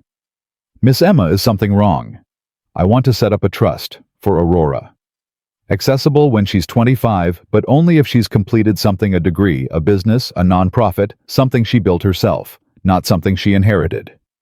Arthur was quiet for a moment. Your grandmother won't approve. My grandmother doesn't have to approve. Aurora is my daughter. I get to decide what kind of woman she becomes. And what kind of woman is that? Emma looked at her reflection in the dark window.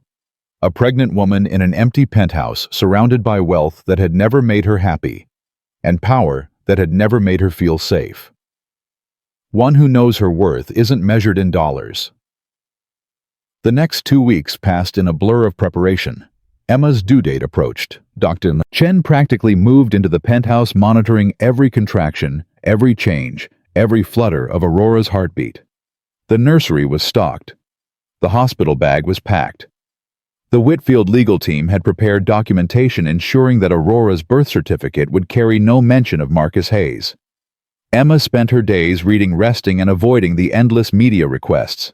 The story of the Grinch of Beacon Hill had evolved into something larger, a cultural moment, a symbol, a rallying cry. Women who had experienced similar abuse reached out by the thousands. The Emma Whitfield Foundation received more donations in 2 weeks than they'd projected for the entire year. But Emma herself remained silent. No interviews, no public appearances, just preparation for the life that was about to begin. On February 3rd, at 4:47 a.m., her water broke. "Arthur," Emma gasped, gripping the bedpost. "Arthur, it's time." The next 12 hours were a chaos of controlled panic. The private medical team assembled. The delivery suite was prepared.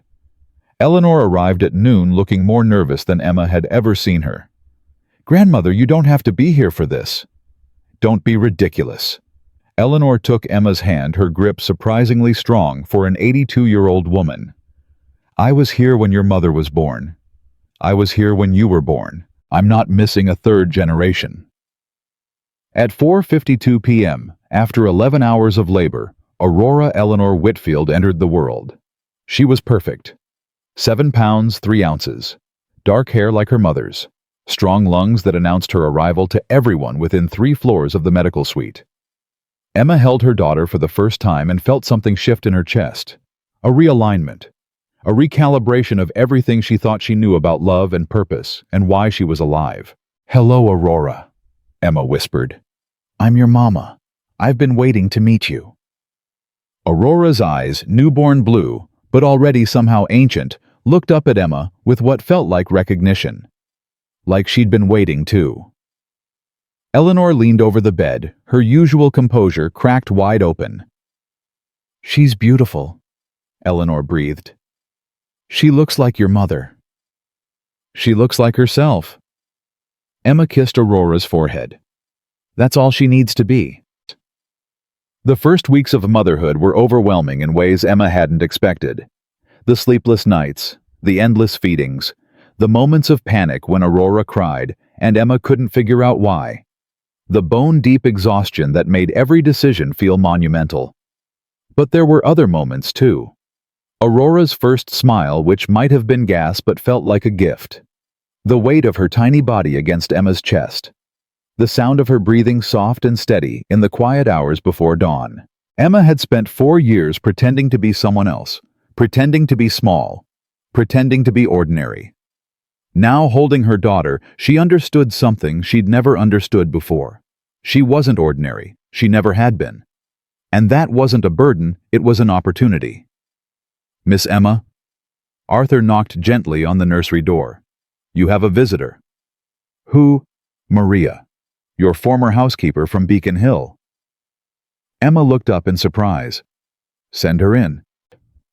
Maria entered slowly, clutching her purse like a shield. She looked older than Emma remembered, tired, but her eyes were warm. "Mrs. Whitfield, I hope I'm not intruding." "Maria." Emma stood, shifting Aurora to one arm. "I've been meaning to contact you. I wanted to thank you." "No." Maria shook her head firmly. "I'm here to thank you. For the money. For the apartment. For everything you've done. You deserved more. You were the only person in that house who showed me kindness." Maria's eyes welled up. "I wanted to do more. I wanted to speak up, but I was afraid. I had family who depended on my income.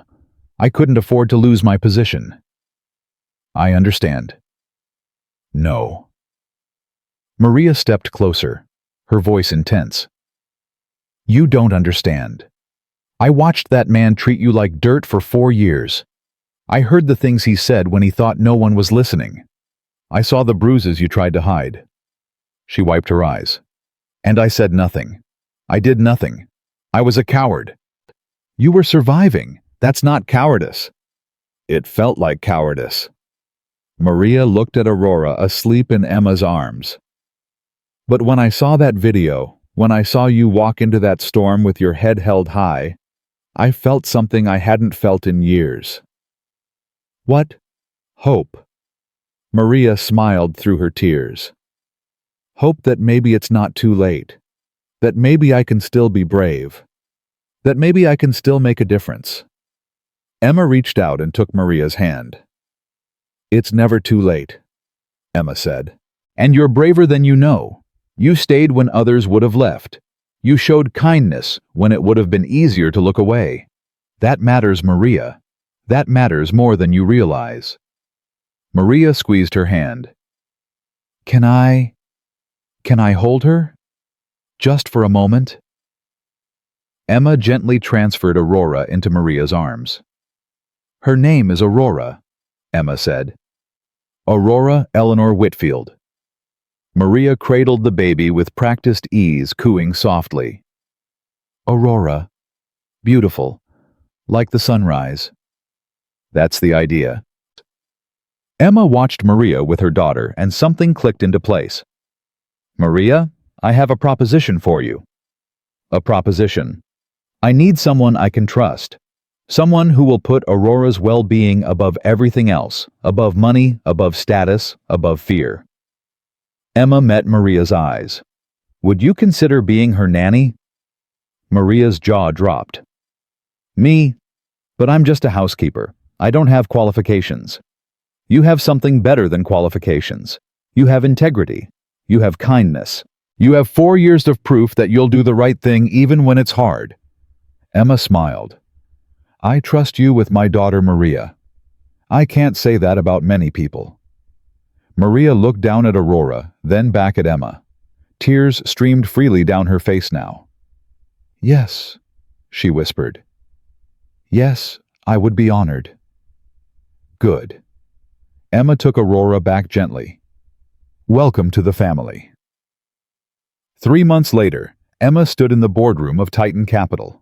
Aurora was at home with Maria. Eleanor was watching via video link.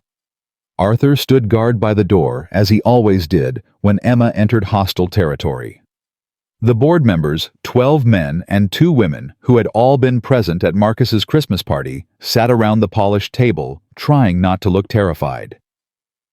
Gentlemen, ladies, Emma took her seat at the head of the table. Thank you for making time in your schedules. Mrs. Whitfield.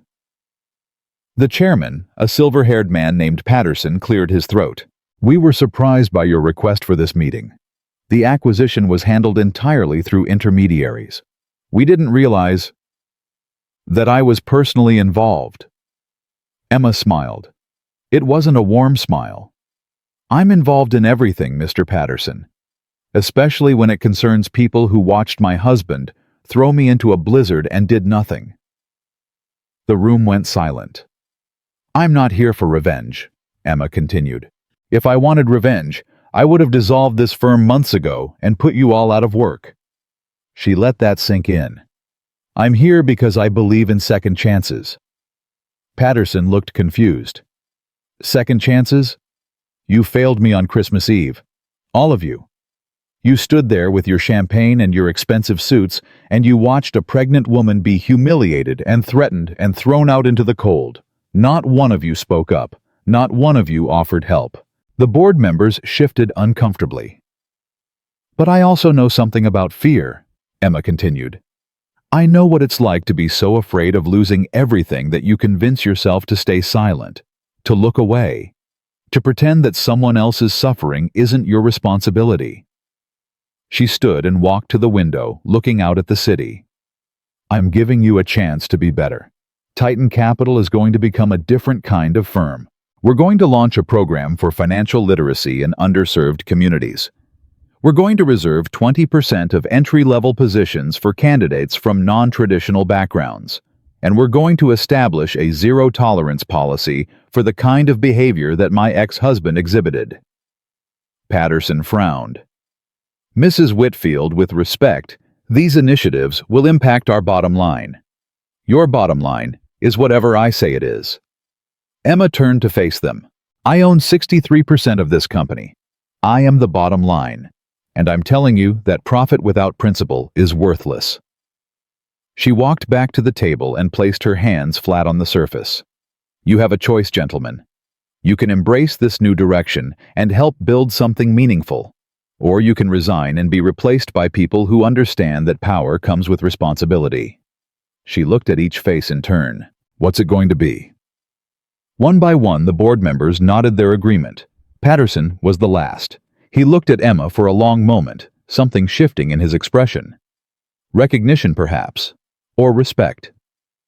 "Mrs. Whitfield," he said slowly, "I owe you an apology. For Christmas Eve. For my silence. For the kind of man I was in that room." "I don't need your apology, Mr. Patterson.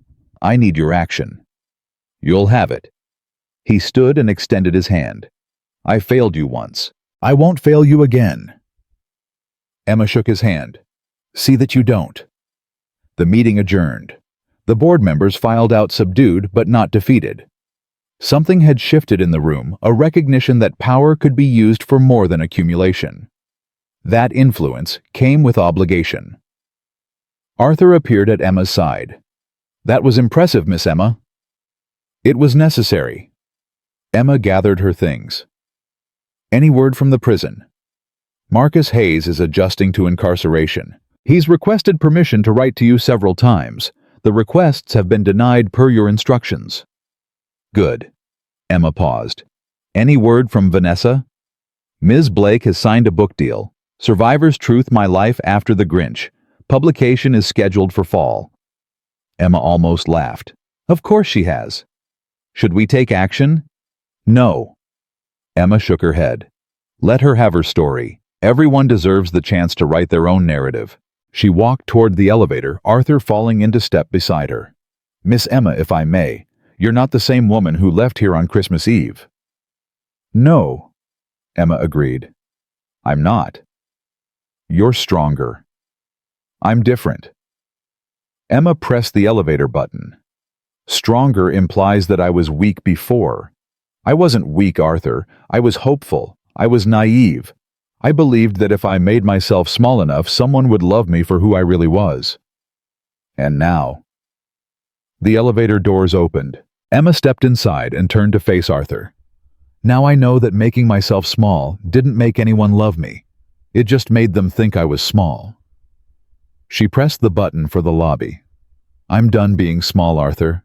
Aurora deserves a mother who takes up space, who demands to be seen, who knows her worth without needing anyone else to validate it." The doors began to close. And that's exactly the mother she's going to have. 6 months changed everything. Aurora grew from a fragile newborn into a curious, alert baby who grabbed at everything within reach and laughed at the simplest things: Arthur's stern face, Maria's singing, the way sunlight danced across the nursery walls. She had Emma's dark hair and her grandmother's fierce eyes, but her smile was entirely her own. Emma changed too. The hollow ache that had followed Marcus's sentencing gradually filled with something else: purpose, peace. The quiet satisfaction of building rather than destroying. She still ran. The Whitfield empire still attended board meetings and reviewed quarterly reports, but she did it differently now. Less like a warrior and more like a gardener, cultivating growth instead of crushing competition. The Emma Whitfield Foundation expanded beyond anyone's expectations. What started as a $10 million donation had become a $100 million operation with shelters in 12 cities, legal aid programs in 20 states, and a hotline that received 3,000 calls a month from women who needed help escaping situations just like the one Emma had survived. On this particular morning, a bright Saturday in late July, Emma sat in Eleanor's private study, Aurora bouncing on her knee, watching her grandmother review the Foundation's annual report. "Remarkable," Eleanor murmured, turning pages. 12,000 women assisted. 437 successful prosecutions. 219 children safely relocated. She looked up at Emma. "You've built something meaningful." "We've built something meaningful," Emma corrected. "I couldn't have done any of this without you." "Nonsense. You could have done it without anyone." Eleanor set down the report and reached for Aurora, who went willingly into her great-grandmother's arms. "You're a Whitfield. We don't need permission to change the world." Aurora grabbed at Eleanor's pearl necklace, giggling. She has your mother's grip, Eleanor said softly. Victoria used to grab my jewelry exactly like this. Drove me crazy. Emma watched her grandmother, the iron matriarch, the corporate titan, melt into something softer as she bounced Aurora on her knee. It was a side of Eleanor that few people ever saw. A reminder that beneath all the power and steel, there was still a woman who had loved and lost and kept going anyway. Grandmother, can I ask you something? You can ask. I may not answer. Do you ever regret it? Building the empire, sacrificing everything else? Eleanor was quiet for a long moment. Aurora continued playing with the pearls, oblivious to the weight of the question. I regret many things, Eleanor finally said. I regret the time I didn't spend with your mother. I regret the moments I missed because I was in meetings or on planes or fighting battles that seemed important at the time. She kissed Aurora's forehead. But I don't regret the building. I don't regret creating something that will outlast me. Something that will give my great-granddaughter choices I never had. What choices did you not have? The choice to walk away. Eleanor met Emma's eyes. When your great-grandfather died, I was 34 years old with 2 children and a company on the verge of bankruptcy. I couldn't walk away. I couldn't take a sabbatical to find myself. I couldn't test whether people loved me for myself or my money. I had to fight every single day or watch everything collapse. And you resented that. I accepted it. Eleanor handed Aurora back to Emma. But I made sure your mother had choices. And I made sure you had choices. The fact that you chose to hide for 4 years to test whether love could exist without wealth. She paused. I was furious when you disappeared, but I also understood. You were looking for something I never got to look for. I didn't find it. No, but you found something better. Eleanor gestured at Aurora. You found out who you really are. Not the version of you that money created, not the version that fear protected, the real Emma. The one who can walk into a blizzard and come out stronger. Emma felt tears prick at her eyes. I don't feel stronger. Most days I just feel tired. That's what strength feels like. Eleanor smiled a rare, genuine smile. Anyone can feel powerful when things are easy. Real strength is getting up every day when everything hurts and doing the work anyway. Aurora yawned, her tiny mouth opening wide. Someone needs a nap, Emma said. So do I, Eleanor admitted. Being 82 is exhausting. She stood slower than she used to and walked Emma to the door. Bring her back next week. I want to start reading to her. She's 6 months old. She won't understand. She'll understand tone. She'll understand love. And by the time she's old enough to understand words, she'll already know that her great-grandmother thought she was worth reading to. Emma hugged Eleanor, something she rarely did, something the Whitfield family didn't do easily. Thank you, Emma whispered. For everything. Thank me by raising that child to be better than all of us. Eleanor pulled back, her eyes fierce. Better than me. Better than your mother. Better than you. That's what each generation owes the next. I'll try. Don't try. Do. Eleanor's voice hardened into its familiar steel. Whitfields don't try. We succeed. The drive back to the tower was quiet. Maria sat in the back with Aurora, who had fallen asleep almost immediately.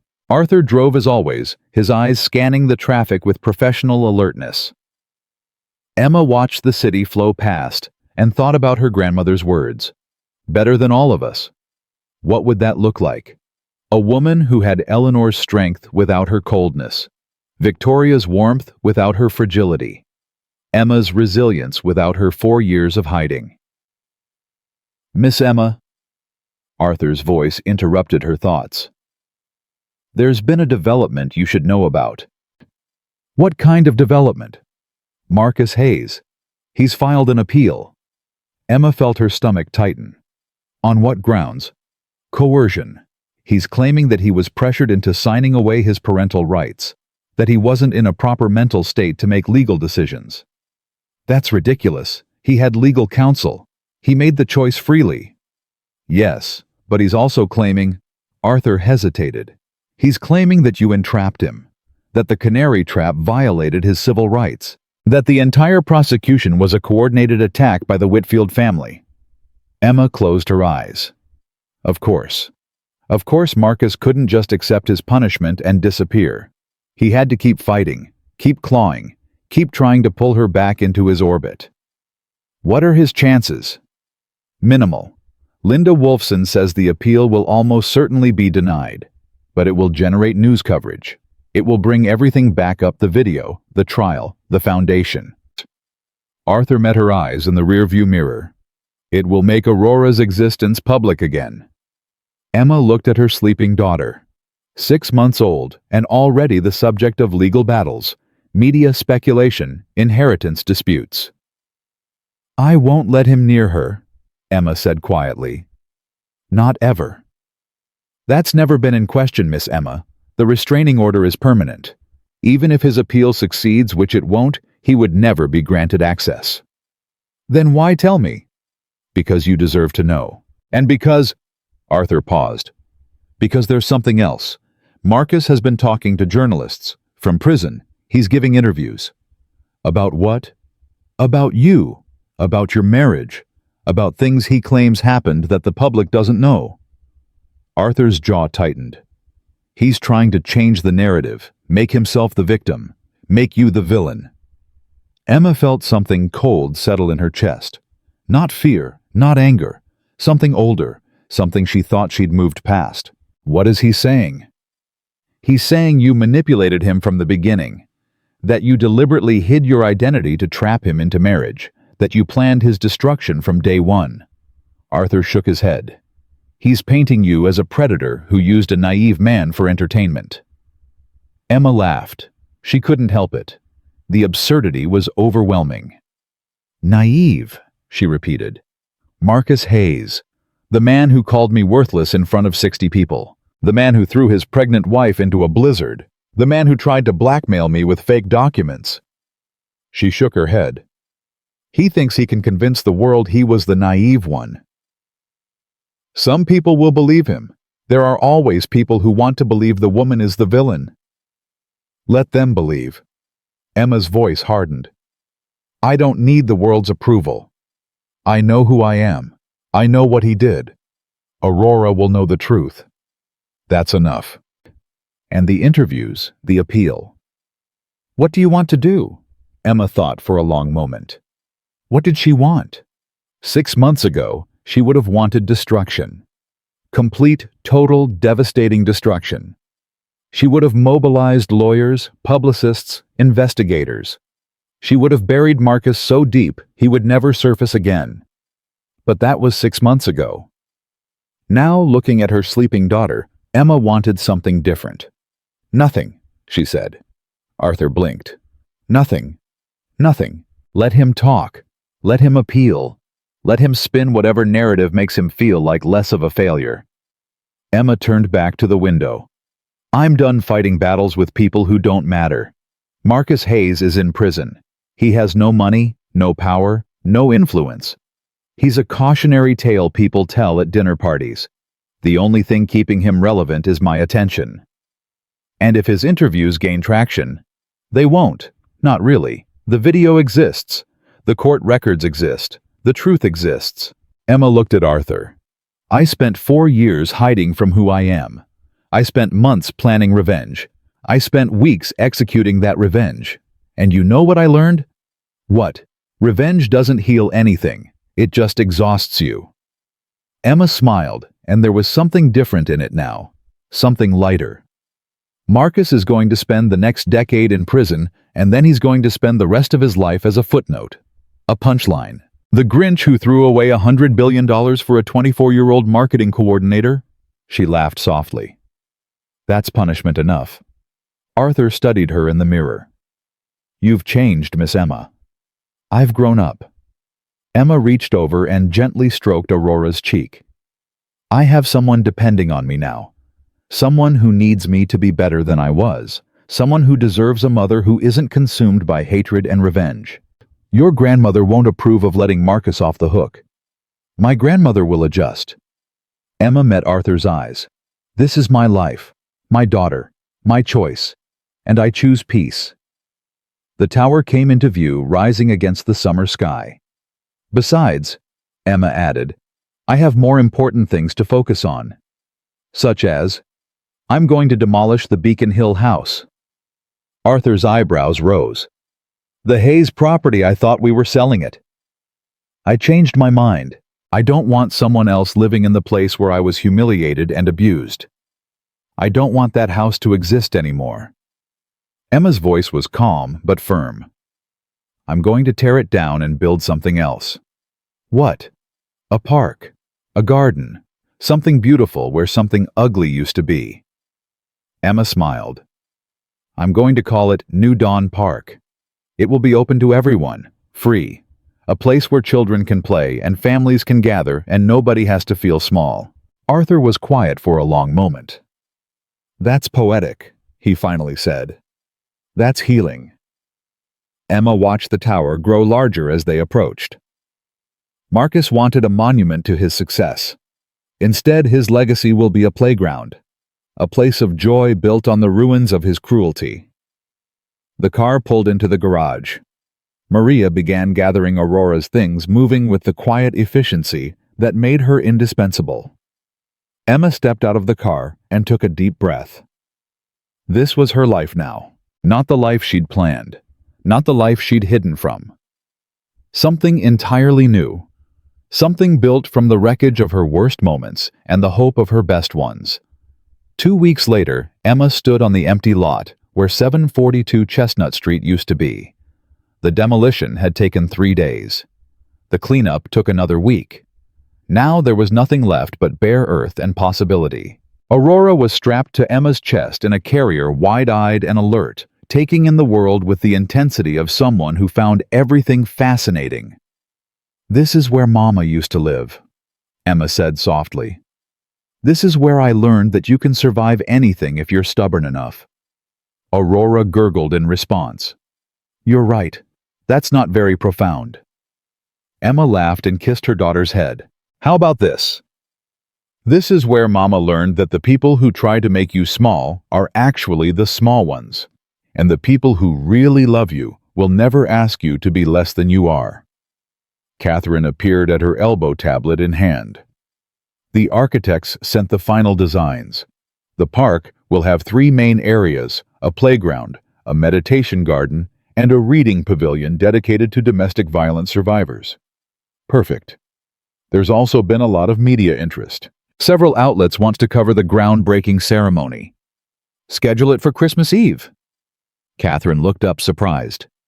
Christmas Eve? That's only 5 months away. We might not be ready. We'll be ready. Emma looked at the empty lot. 1 year. Exactly 1 year from the night Marcus threw me out. I want the world to see what can grow from cruelty when you choose to plant something beautiful instead of letting it rot. That's very symbolic. I've learned to appreciate symbolism.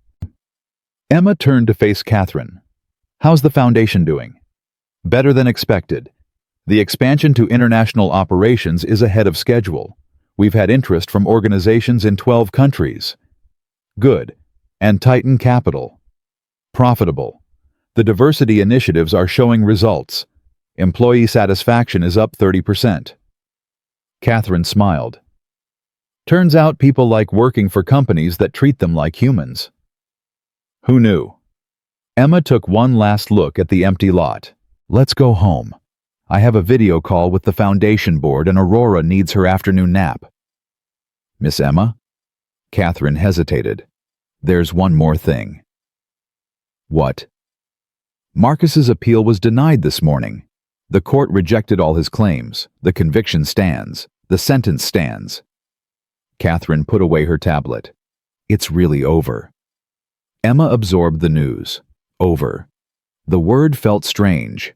For so long, Marcus Hayes had been the center of her universe, first as her husband, then as her tormentor, finally as her enemy. He had consumed her thoughts, driven her actions, shaped her entire existence. And now, he was just over. A closed chapter. A finished story. Thank you, Catherine. Emma started walking toward the car. "That's good news." "You don't seem very excited." I'm not. I'm not sad either." Emma paused, searching for the right words. "I'm just done. Done caring about what happens to him. Done letting his existence affect my peace." "That's healthy."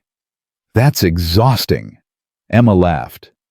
"Do you know how much energy it takes to hate someone, to plan their destruction, to track every detail of their suffering?"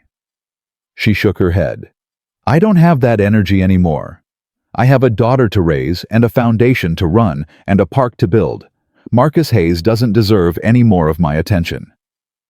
Catherine nodded slowly. "For what it's worth, Miss Emma, I think you're making the right choice." "I know I am." Emma reached the car where Arthur was waiting with the door open.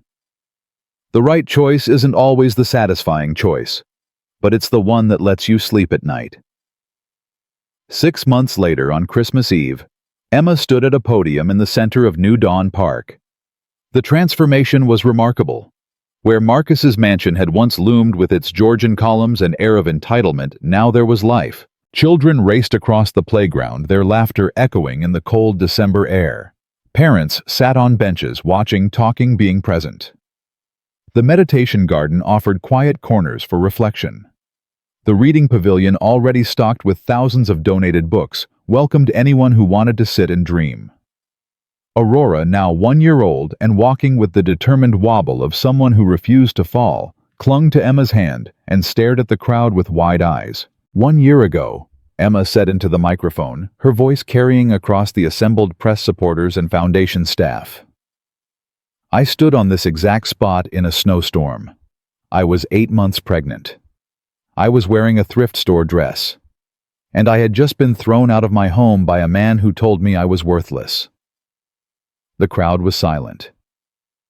"I remember thinking that my life was over, that everything I'd hoped for, love, family, belonging, was lost forever. I remember the cold biting through my coat and the snow soaking through my shoes, and the absolute certainty that I had failed at the most basic human task, finding someone who would love me for who I really am." Emma looked down at Aurora, who was busy trying to eat her mitten. "I was wrong." Emma's voice strengthened. "My life wasn't over. It was just beginning. And the love I was looking for wasn't something I needed to find in someone else. It was something I needed to find in myself." She gestured at this park around her. "This place exists because I refuse to let cruelty be the final word, because I believe that every ending can be a beginning. Because I know in my bones that the women who reach out to our foundation, the women who are trapped in situations like mine, the women who believe they are worthless because someone keeps telling them so, I know they can survive. I know they can thrive. I know they can build parks on the graves of their pain." Aurora let go of Emma's hand and took 3 wobbly steps toward Maria, who scooped her up with a laugh. "This park is dedicated to survivors," Emma continued. "Not victims, survivors. People who chose to keep going when everything said they should stop. People who chose to believe in themselves when everyone else gave up. People who chose to build something beautiful when destruction would have been so much easier." She looked out at the crowd. So many faces, so many stories, so many people who had found their way through darkness to this moment of light. "My daughter's name is Aurora," Emma said. "It means dawn, new beginning. The light that comes after the longest night." She smiled. "I gave her that name because I wanted her to know from her very first breath that darkness is never permanent. That morning always comes. That she carries within her the power to illuminate the world." Emma took a deep breath. "1 year ago I walked into a storm. Today I'm standing in the sunshine. And if I can make that journey, so can anyone." She stepped back from the podium. The applause was deafening. Eleanor appeared at her side, looking more alive than Emma had seen her in years. "Your mother would be proud," Eleanor said quietly. "I'm proud." "Thank you, grandmother." "Don't thank me. You did this, all of it." Eleanor looked around the park at the children playing, the families gathering, the life blooming where death had tried to take root. "This is your legacy, Emma, Not the money, not the company. This. Arthur approached with Aurora, who was reaching for Emma with insistent hands. "Mama," Aurora said clearly. Her first words spoken months ago still melted Emma's heart every time. "Hello, my love." Emma took her daughter and held her close. "What do you think of your park?" Aurora looked around at the lights, the people, the trees strung with Christmas decorations. She pointed at the playground and laughed. "I think she approves," Arthur said. "She has good taste." Emma kissed Aurora's cheek. Like her mother. The sun was setting, painting the sky in shades of pink and gold. The crowd began to disperse, heading home to Christmas Eve dinners and family gatherings. The park's lights flickered on, transforming the space into something magical. Emma stood in the center of it all, holding her daughter, surrounded by the people who had helped her survive and rebuild. 1 year ago, she had walked into this very spot believing she was worthless. Now she knew better. She was Emma Sinclair Whitfield, mother, businesswoman, philanthropist, survivor. She had been broken and had chosen to heal. She had been humiliated and had chosen to rise. She had been thrown into darkness and had chosen to become the light. "Mama." Aurora patted Emma's face. "Home." "Yes, sweetheart." Emma smiled at her daughter, the greatest gift to come from her darkest moment. "Let's go home." They walked through the park together, past the playground where children would laugh, past the garden where survivors would find peace, past the pavilion where dreams would take root. Behind them, the last rays of sunlight caught the bronze plaque at the park entrance. New Dawn Park, built on the site of 742 Chestnut Street, dedicated to all who survived the storm and chose to become the sunrise. Emma didn't look back. She had spent too many years looking back at mistakes, at regrets, at the person she used to be. Now she only looked forward, toward home, toward Aurora, toward the 1,000 possibilities that waited in every new day. The storm was over. The dawn had finally come, and Emma Sinclair Whitfield was just getting started.